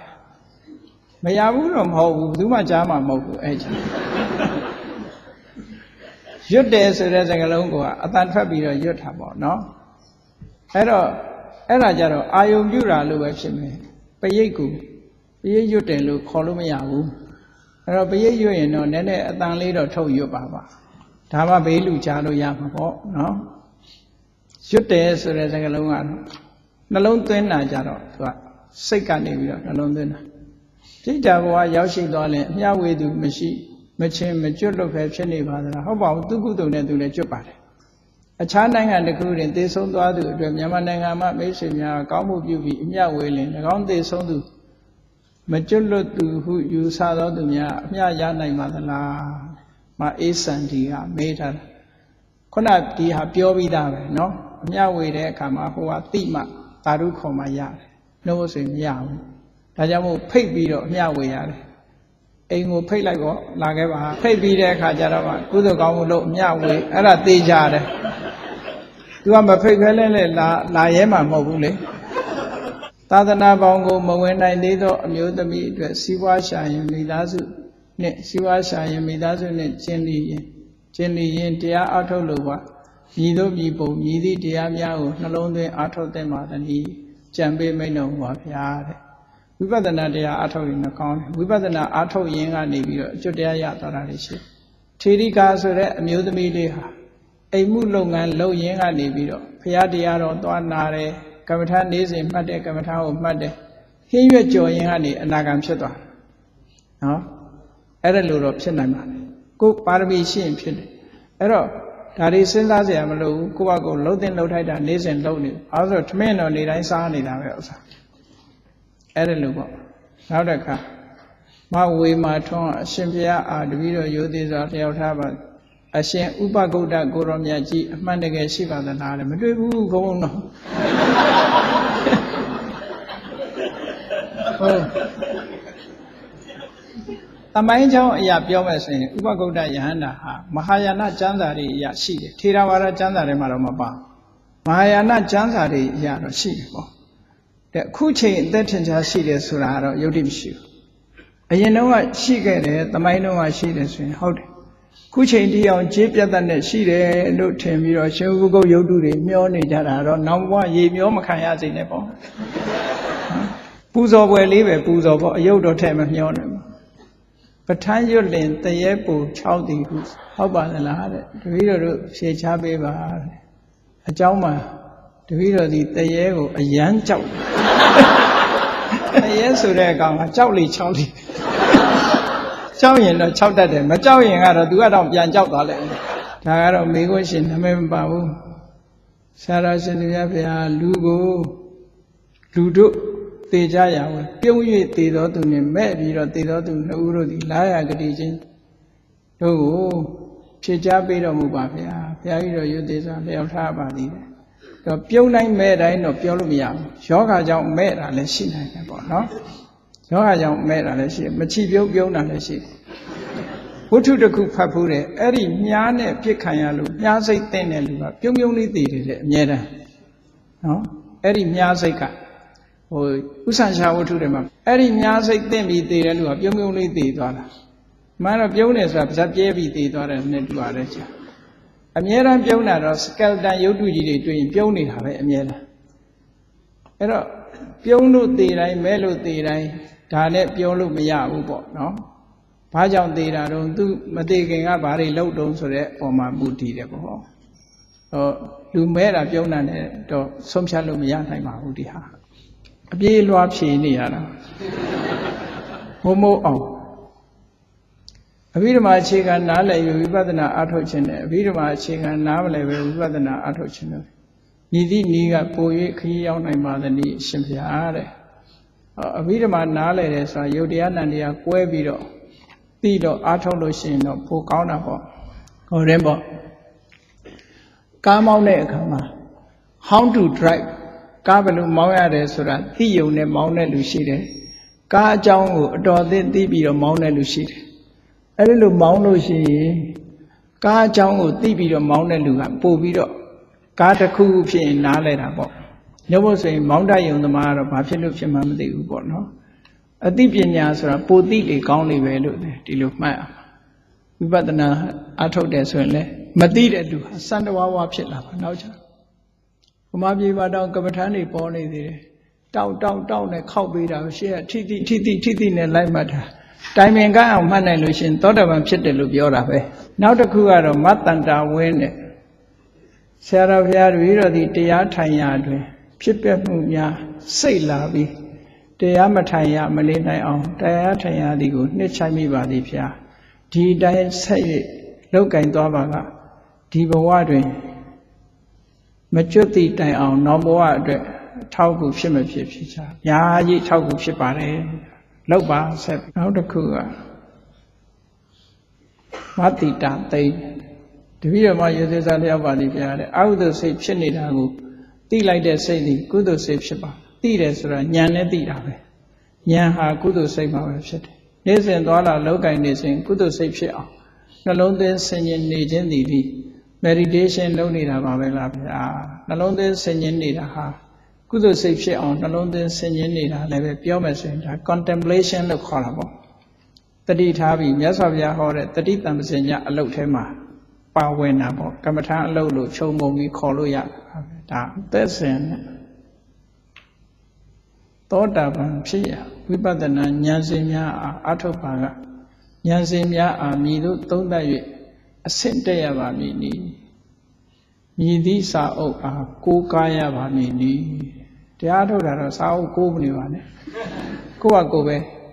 မမကန်ဘယ်လိုအားထုတ်ရတယ်ဆိုတာနီးလေးသင်ပြီးတော့အားထုတ်ဖို့ပဲအရေးကြီးပါတယ်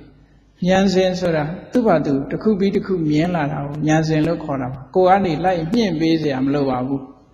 နော်အားထုတ်ရင်သူ့ဘာသူတစ်ခုပြီးတစ်ခုတိုးသိလာတာကိုပြောတာအတိလေးတွေကတစ်မျိုးစီလုပ်တဲ့လုပ်ငန်းပေါ်မှာဘယ်အလုပ်ပဲလုပ်လို့လုပ်ငန်းတစ်ခုဟာပို့ပြီးသိလာတဲ့သဘောကိုပြောတာဉာဏ်စဉ်ဆိုတာလိုက်ပြီးတော့ဉာဏ်စဉ်တွေနောက်လိုက်ပြီးတော့လေကတိလို့တက်ရမှာမဟုတ်ဘူးနောက်တစ်ခုကဘယ်လိုတော့မသင်းစဉ်တပည့်တော်မှာယုတ်သေးစားလျောက်ထားပါသည်တာမန်လူပုဂ္ဂိုလ်တယောက်အတွက်နိဗ္ဗာန်ရောက်ဖို့ဘယ်လောက်ကြာအောင်အားထုတ်ရပါသလဲဖရာတဲ့တရားစစ်တရားမှန်ကိုဘယ်လိုနည်းဖြင့်ရှာဖွေသိရှိနိုင်ပါသလဲဖရာတဲ့တာမန်ပုဂ္ဂိုလ်တွေကတော့ဒီဘဝကိုရွရွချွန်အားထုတ်လို့ရှိရင်မြတ်စွာဘုရားဟောတာဒီဘဝတည်းပဲသေကံဤအချိန်ကြာလို့ရှိရင် promotion ဖြစ်ပြီးတော့သောတာပန်တရားသူတရားမြတ်ရနိုင်တယ်တဲ့သေကံဤဆိုရင်လူကကြောက်လန့်ပြီးတော့ပိုကြိုးစားတယ်အဲ့ဒီမှလည်းဖြစ်နိုင်တယ်တစ်ချိန်မဖြစ်ဘူးဆိုရင်နတ်ဖြစ်တဲ့အခါမှာအရိယာနတ်သားတွေတရားဟောတာနာပြီးဒုတိယဘဝမှာဖြစ်နိုင်တယ်အကယ်၍အဲ့ဒါလွဲချော်သွားလည်းပဲနောက်ဘုရားပွင့်တဲ့အခါမှာဖြစ်နိုင်တယ်လို့ဒီလိုဟောပါတယ်အဲ့ဒါနဲ့ပတ်သက်ပြီးတော့ဒီဘဝမှာကြိုးစားအားထုတ်နေတဲ့ပုဂ္ဂိုလ်ဟာသေကံဤမှဖြစ်နိုင်တယ်ဒါလည်းတရားအမြဲတမ်းအားထုတ်နေတဲ့ပုဂ္ဂိုလ်ပြောတာနော်သေပြီးဒီချားမဲ့နိုင်နတ်ပြည်ရောက်လို့ရှိရင်လေတရားနာရင်ဖြစ်သွားနိုင်ပါတယ်တဲ့ဒုံဝါရီတို့နောက်တစ်ခုကပါတော့တပည့်တော်ကိုဝမရှိပဲဝိလောက်ထားတာလည်းမသိတပည့်တော်ယုတ်သေးစွာမေးလျောက်ပါသည်ဗျာတဲ့မစ္စည်းမနေကေမူလပဏ္ဏတပါဠိတော်မူလပရိယာယဝဲမူလပရိယာယသုတ်တော်ကိုအကျယ်ချက်ပြီးရှင်းလင်းဟောပြရေးသားထားတဲ့ဆရာတော်တစ်ပါးရဲ့တရားတော်သို့မဟုတ်စာအုပ်ရှိမရှိသိလိုပါသည်တဲ့မူရင်းအတိုင်းပါဠိတော်မြန်မာပြန်ဖတ်ကြည့်တဲ့အခါမှာလွယ်ကူနားမလည်နိုင်တာကိုတွေ့ရပါတယ်တဲ့အဲ့ဒီသုတ်ကဘုရားကနားမလည်အောင်ဟောထားတာတကယ်နားမလည်အောင်ဟောထားတာတကယ်လို့လောလောဆယ်အချိန်ထိဘယ်ဆရာတော်မှအကျယ်ချက်ဟောပြရှင်းလင်းတာမရှိသေးဘူးဆိုရင်ဆရာတော်ဘုရားကြီးအနေနဲ့ဖြစ်နိုင်ရင်တပည့်တော်များလွယ်ကူနားလည်မှတ်သားနိုင်အောင်ရှင်းလင်းဟောကြားချီးမြှင့်တော်မူပါရာယုတ်တိစလျောက်ထားပါသည်ဘုရားဆိုအဲ့ဒီတုတ်ကမာနတက်ကြွနေတာဘုရားလည်းငါတို့လောက်ပဲသိတာပါပဲသူဟောလေဒါတွေဟောမှာပါပဲနဲ့ဆိုပြီးတော့ယဟန်900ကမာနတွေတက်နေလို့ဘုရားကတမင်နားမလဲအောင်သူတို့မာနကိုချိုးဖို့ဟောတဲ့တရားဖြစ်တယ်ပေါ့တကယ်ကတော့မူလပရိယာယတုတ်ဟာကျန်တဲ့တုတ်တွေနဲ့မဂ္ဂင်၈ပါးအကျင့်တရားဒီလမ်းကြောင်းပေါ်တွဲပြီးဘုရားမှမရှိပါဘူးဟောဒါတမင်နားမလဲအောင်ဟောတာမာနချိုးဖို့အတွက်တော့ဒီလိုပြောရတာပေါ့နှုတ်ဖို့ပြောလို့မှရမှာမရတာသူမာနချိုးဖို့အတွက်ဒီတရားကိုဟောထားတာနော်အဲ့တော့ကိုမာနရှိရင်တော့လေချိုးအောင်ဖတ်ပေါ့မာနမရှိရင်တော့မလိုပါဘူးအဲ့နောက်တစ်ခုကဒေါက်တာနေကြည်မြင့်တပည့်တော်တို့ယခုလက်ရှိရနေသောကုသကံအကျိုးပေးအကုသကံအကျိုးပေးသည်ပထမဇောစေရနာကြောင့်လားတတ္တမဇောစေရနာကြောင့်လားဒါအခုလူဘဝရနေတာကတော့ဒါတတ္တမဇောစေရနာလို့ပဲခေါ်ရမှာပဲအလယ်ဇော5ချက်ကြောင့်လားဆိုတာရှင်းလင်းအလယ်ဇော5ချက်ဟိုဘဝနဲ့ဒါကပြောရမှာဘဝနဲ့ပြောရမှာဒီဘဝမတိုင်ခင်ကအရင်ဘဝကလှုပ်ထားပြီးတော့ဒီဘဝလူလာဖြစ်တယ်အဲ့ဒီကုသိုလ်ကြောင့်လူဖြစ်တယ်ဆိုရင်တတ္တမဇောကြောင့်လို့ပြောရမှာ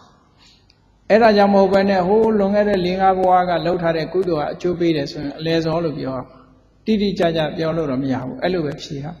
နော်ဘယ်ကံကနေအကျိုးပေးတယ်ဆိုတာမသိဘူးလေအဲ့တော့ဆိုလိုတာကတော့ပထမဇောဆိုတာလှုပ်တဲ့ဘဝမှာပဲအကျိုးပေးတယ်တတ္တမဇောဆိုတာဒုတိယဘဝမှာအကျိုးပေးတယ်အလယ်၅ဇောဆိုတာတတိယဘဝကစပြီးနိဗ္ဗာန်အထိအကျိုးပေးတယ်လို့ဆိုအဲ့ဒါလေးကိုသာမှတ်ထားလိုက်ပါနော်ဘယ်ဘဝကလှုပ်တဲ့ကုသိုလ်လို့သိမှဒါကအတိအကျပြောလို့ရနိုင်တယ်မေးခွန်းဖြစ်တယ်ပေါ့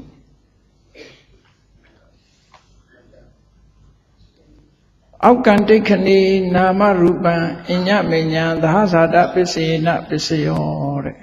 ပဋ္ဌာန်းရူပိနောဓမ္မအရူပိနဓမ္မနံကိဉ္စိကာလေသဟဇာတပစ္စေနပစ္စယောကိဉ္စိကာလေ နာသဟဇာတပစ္စေနပစ္စယောထိုစာနှစ်ချောင်းအားကွဲကွဲပြားပြားသိရပါလို့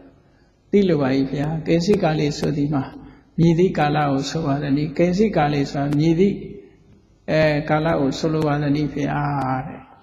ဒါကတော့ပဋ္ဌာန်းလေးလာတဲ့ပုဂ္ဂိုလ်ဟာတရားက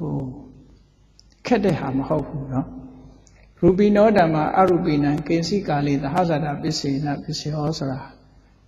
ကလလရေချီတည်တဲ့အချိန်ပါဆိုလို့ရှိရင်ယုတ်နဲ့နံနဲ့တူတူလာတာလေတူတူလာတာအဲ့ဒါလို့တူတူလာတဲ့အချိန်မှာပရိသေတိအခါမှာဆိုရင်သဟဇာတတတ္တိနဲ့ခြေစုပ်ပြုတယ်ကြံတဲ့ပရိသေတိနောက်ပိုင်းအခါတွေကြရင်သဟဇာတနဲ့ခြေစုပ်မပြုဘူးလို့ဆိုလိုတယ်စပြီးပေါ်တဲ့အချိန်မှာတူတူပေါ်လို့ဘွန်းတူခဲ့တာအဲ့ဒီအချိန်မှာယုတ်တရားနဲ့နံတရားကဘွန်းတူခဲ့တာအဲ့ဒီအချိန်မှာဒါမှမဟုတ်သဟဇာတဆိုတာဘွန်းတူခဲ့တာအတူတူကမွေးလာကြနောက်ပိုင်းနေကြတော့ဘွန်းတူခဲ့တာမဖြစ်တော့ဘူးပေါ့သူမွေးတဲ့အချိန်ကတခုကိုမွေးတဲ့အချိန်ကတခုယုံတာအဲ့တော့ကိဉ္စိကာလေးဆိုတာပရိသေတိအခါနောက်တစ်ခုကိဉ္စိကာလေးဆိုတာပဝတ္တိအခါလို့ခေါ်တယ်ပရိသေတိအခါနဲ့ပဝတ္တိအခါပရိသေတိတည်တဲ့အခိုင်လေးကိုပရိသေတိအခါလို့ခေါ်တယ်နောက်ပိုင်းကိုပဝတ္တိအခါလို့ခေါ်တယ်ဘုန်းတော်ကြီးမြတ်သောအရှင်ဘုရားတဲ့အမှန်မြင်ဦးတဲ့ပြီးတော့ယုတ်သေးစားလျာရပါသည်ရုပ်ခန္ဓာပေါင်းဂရေ9000ကျော်နာမ်ခန္ဓာပေါင်းဂရေ3သိန်းဖြစ်ပြသွားတယ်ဆိုတာဘယ်လိုရှုမှသိနိုင်ပါလဲဒါရှုနိုင်တဲ့လူမရှိပါဘူးဒီဟာကနော်ဒါတွေကခံမှန်းပြောဆိုတဲ့အရာတွေပါအတိအကျပြောတာမဟုတ်ပါဘူးအတိအကျပြောတာယုံနာဖြစ်ပြသည်ခန္ဓာကိုယ်ထဲမှာဖြစ်ပြနေတာဟုတ်ပါသလားအပြင်မှာလည်းဖြစ်ပါတယ်နော်ယုတ်ကတော့ခန္ဓာကိုယ်ရဲ့အပြင်မှာလည်းဖြစ်တာပြက်တာရှိတယ်ယုတ်နဲ့နံဖြစ်ပြတာကိုယ်ခန္ဓာကိုယ်မှာလည်းဖြစ်တယ်သူများခန္ဓာကိုယ်မှာလည်းဖြစ်ပြတယ်ဘယ်မှာရှိတဲ့ယုတ်နံပဲဖြစ်ပြနေတာပဲအားလုံးဖြစ်ပြီးပြက်နေတာပဲဒီလိုဆိုလိုတာပါနော်ဘာစုစုညွန့်ကထိန်သင်္ကန်းကပ်ရတယ်အလူရှင်မတန်ခိကဒါနာပါဖရာဟုရွတ်ဆိုရန်လိုအပ်ပါသလားအရှင်ဘုရားတဲ့ကထိန်သင်္ကန်းဆိုတဲ့ကလေးကပုဂ္ဂလိကကတ်လို့မရဘူးတန်ခါပဲကတ်ရတယ်တန်ခါမှကထိန်သင်္ကန်းဖြစ်တယ်ရှင်ဘုရားတပည့်တော်မှာစိတ်ထဲတွင်မရှင်းလင်း၍ရိုသေစွာမေးလျော့ပါသည်ဘုရားတဲ့မြတ်စွာဘုရားရှင်ဤရုပ်ပွားတော်အမှန်သည်ဆံတော်ရှိပါသလားဟုတ်လားမသိဘူးဒီလိုမေးတာလားဆံတော်ရှိပါသလားဩဘုရားအစ်စ်မှာဆံတော်ရှိဘုရားကလူသားပဲရှိတာပေါ့ဘုရားဆံတော်မြတ်စွာဘုရားအလောင်းတောထွက်လိုက်တဲ့အခါကျတော့မင်းသားကိုသူကစတုံးနဲ့အဲ့တော့စတုံးကိုဖြီးပြီးတော့အရင်ကနေရိုက်လိုက်တဲ့အခါကျတော့လက်နှစ်သက်လောက်စွစွချွန်ချွန်လေးဖြစ်နေအဲ့ဒါကိုရောင်လျံမှာထည့်ပြီးတဲ့အခါကျတော့စတုံးလိုဖြစ်သွားတာအမှန်စတုံးမဟုတ်ဘူးဒီသပင်ကအခုခေတ်လူတွေလောက်ထားတာလေထောင်ကျန်တော့ထောင်မိုးထီအောင်ထောင်အခုခေတ်ကလူတွေကအဲ့ဒါဆေးနဲ့လှုပ်ထားပြီးတော့အပေါ်မှာထောင်းနေအောင်လှုပ်ထားဖရာအလောင်းကတော့အဲ့လိုမဟုတ်ဘူးထုံးထားတဲ့ဆိုရင်ထိတ်ကနေပြီးတော့ကပ်ပြီးဖြတ်လိုက်တဲ့အခါအဲ့ဒီထောင်လေးကပြေကျအောင်သွားတော့တဘာဝကနေဖြစ်သွားတာနော်အဲ့ဒီလိုသပင်ကဖရာတသက်တာလုံးလက်နဲ့တစ်တဲ့ပို့ပြီးတော့ရှေးမလာတော့ဘယ်တော့မှခေါင်းရင်းရတယ်မရှိတော့အဲ့မှာသပင်ရဲ့ရှေးတန်မှုကရပ်ဆိုင်သွားတယ်ဒါမို့ဖရာရဲ့ခေါင်းတော်ဟာအမြဲတမ်းလက်နဲ့တစ်လောက်တော့အရှေးရှိတယ်ရဟန်းနေလဲလက်နဲ့တစ်ထီအောင်ထားလို့ရတယ်တော့ကြမော်ဒန်ဘုန်းကြီးမှတ်မနေနဲ့လက်နဲ့တစ်လောက်ဆိုအခုလူငယ်လူရွယ်တွေထားတဲ့ဘိုကေလောက်တော့ထားလို့ရလက်နဲ့တစ်တဲ့ဘုံမဟုတ်2လတဲ့ရဟန်းနေမှာခေါင်းမရိပ်ဖဲထားလို့ရတယ်လို့ရှိအောင်ဆိုတော့ဘုရားရှင်လက်ထက်ကအဘယ်သို့နေရာယူတရားနာကြသနည်းတဲ့ဤကဲ့သို့ရောနှောစွာနေရာယူတရားနာကြပါသလားတဲ့ရောနှောစွာနေရာယူတရားနာမှုသည်အပြစ်ဖြစ်ပါသလားမြတ်စွာဘုရားလက်ထက်တုန်းကထိုင်ပုံကတော့ဘုရားကအလဲကောင်မှာထိုင်တယ်နောက်ကျောဘက်မှာယဟန်နေထိုင်တယ်ရှေ့မျက်နှာကတရားဓမ္မတွေထိုင်တယ်အဲ့လိုထိုင်တယ်ဘုရားကအလဲကောင်မှာထိုင်တယ်နောက်ကျောဘက်ကယဟန်နေထိုင်တယ်ရှေ့ဘက်ကတရားတွေနဲ့ထိုင်တယ်လူမျက်နှာချင်းဆိုင်ဖြစ်သွားတော့ဘုရားကအလဲကောင်ဒါဘုရားရှိခက်ကထိုင်ပုံထိုင်နည်းပဲဒီအမျိုးသားအမျိုးသမီးရောနှောထိုင်တာတော့ထိုင်မှာပါပဲဒီလိုပါပဲခုခေတ်လိုပါဘုရားကအမြဲတမ်းအရှိဘက်ကိုမျက်နှာလှည့်ပြီးတော့ထိုင်လေးရှိတယ်ပေါ့ဒါစားထဲမှာမှတ်တမ်းတင်ထားတာလေးရှိဒါရဲ့စားတွေကအရှိကြီးထားတမ်းပြီးအတိတ်ရှုနာကရှုတယ်ဝိပဿနာတရားထုတ်စဉ်ပထမပိုင်းအတိတ်ကိုလည်းရှုရသည်အနာဂတ်ကိုလည်းရှုရမည်ကိုမင်းရှိပါသည်ဘုရားတဲ့ ဆရာတော်ဘုရားမနေ့ကအမေးဖြေစခန်းမှာဝိပဿနာတရားဟောအတိတ်ကိုရှုရမည်ဆိုသည်ကိုတပည့်တော်ကနားမလဲပါဗျာတဲ့တရားထိုင်နေလှုပ်သွားသည်ကိုလှုပ်ပြီးမှသိရပါသည်ရှုမှတ်ချိန်လှုပ်တယ်လို့သိမှတ်ချိန်နေလှုပ်ခြင်းသည်အတိတ်ဖြစ်သွားပြီဖြစ်ပြီးအတိတ်ကိုရှုရရောက်သည်လို့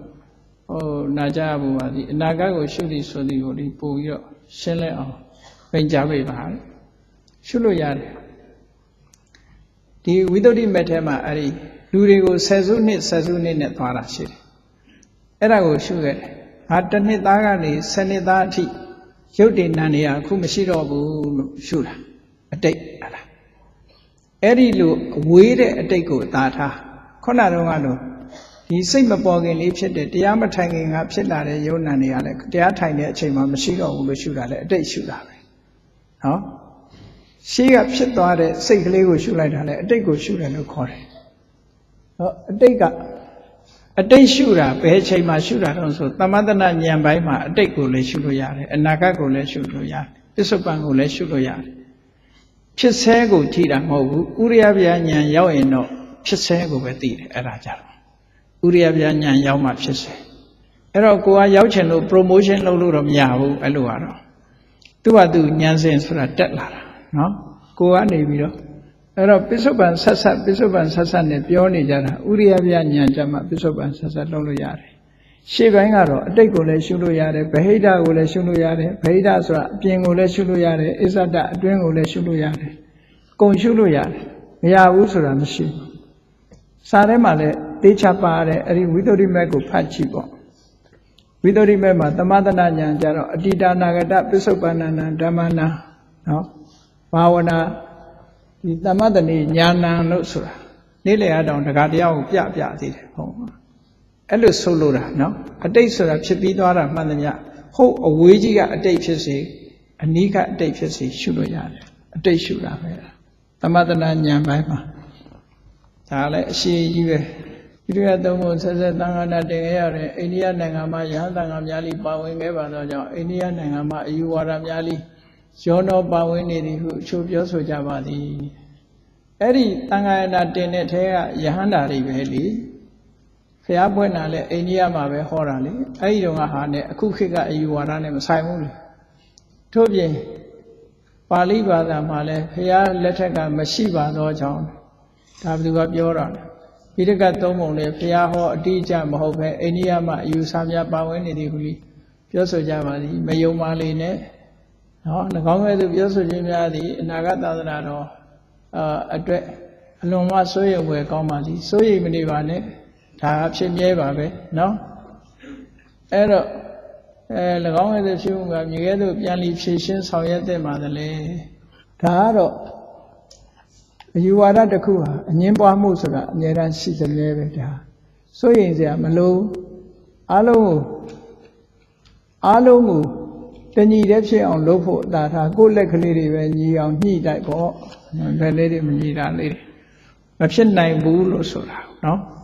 ကြိုက်တဲ့လူကယူလိုက်မယ်မကြိုက်တဲ့လူကပယ်လိုက်မယ်ဒါဒီလိုပဲဖះလက်ထက်ကတည်း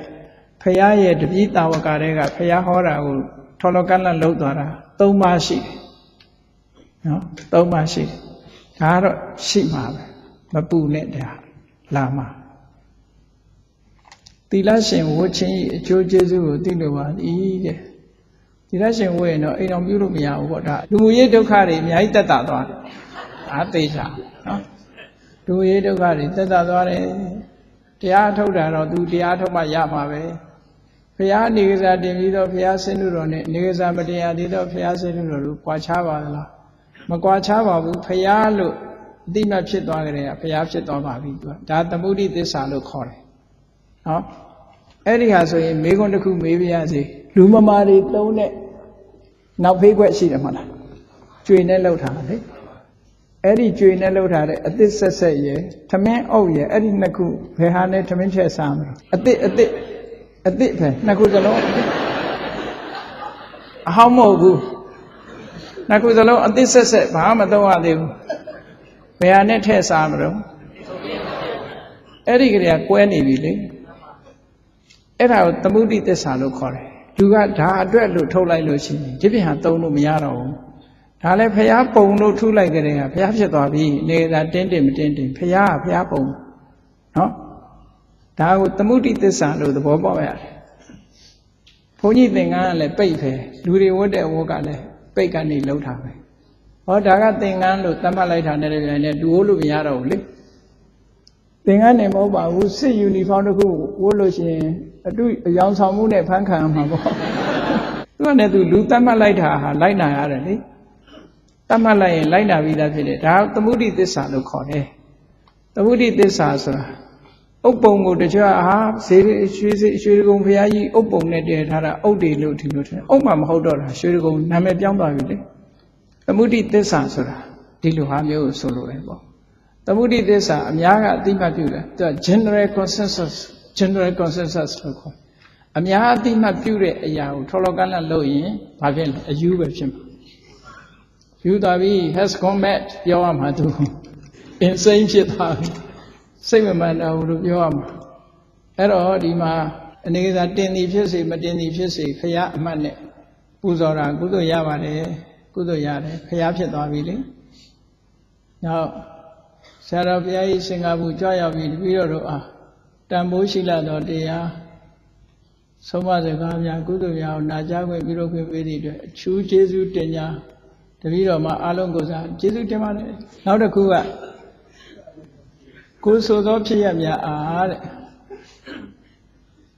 ထူထူသောဖြစ်ရများအားဘုရားတပည့်တော်ဗုဒ္ဓဘာသာဝင်တယောက်အနေဖြင့်နဲ့ကျေးဇူးရှိအပ်ရှိခဲ့သောဟူသောအဓိပ္ပာယ်စကားအားကျေးဇူးရှိအပ်သောဆိုတာစကားလုံးမှားနေတယ်ကံကံဤအကျိုးကံကံဤအကျိုးဆိုတာကိုလုံးတာရဲ့ကိုရတဲ့ result ဟာကံရဲ့အကျိုးပေါ့ကိုလုံးတဲ့အလုပ်ကကံပေါ့နော်အဲ့ဒီလောက်ရရဲ့ထွက်ပေါ်လာတဲ့အကျိုးကကံဤအကျိုးပေါ့နော်ဒီလိုပဲဖြေရမှာပြီးပြီလားမေးမြန်းသူသိမ့်နိုင်ဦးတဲ့မေးခွန်းဆရာတော်ကြီးမြည်သည့်စုပန်ပါသနည်းကျေးဇူးပြုဖြေချပေးတော်မူပါတဲ့ငယ်တော့ဘုရားစုပန်မှုတယ်အဲ့လောက်ပါပဲနော်ဆရာတော်ဤသာသနာပြုခြင်းရည်ရွယ်ချက်ကဆုတောင်းရှိပါလားဆုတောင်းရင်ဆုတောင်းတာလိုက်တောင်းမလို့လားတော့မသိဘူးဆုတောင်းဆိုတာရှုပ်ဝက်ချက်ပဲအစီအစဉ်ရပါကျုပ်ဆရာတော်ကြီးဗတ္တန္တနန္ဒမာလာဘိဝန္တဤတရားပွဲအခမ်းအနားကိုဗုဒ္ဓသာသနာစီရန်တိတ္ထု3ချိန်ရွတ်ဆို၍ဓမ္မသဘင်ကိုရုပ်သိမ်းခွင့်ပြုတော်မူပါဖျားဗုဒ္ဓသာသနာစီရန်တိတ္ထုဗုဒ္ဓသာသနာစီရန်တိတ္ထုဗုဒ္ဓသာသနာစီရန်တိတ္ထုသာဓုသာ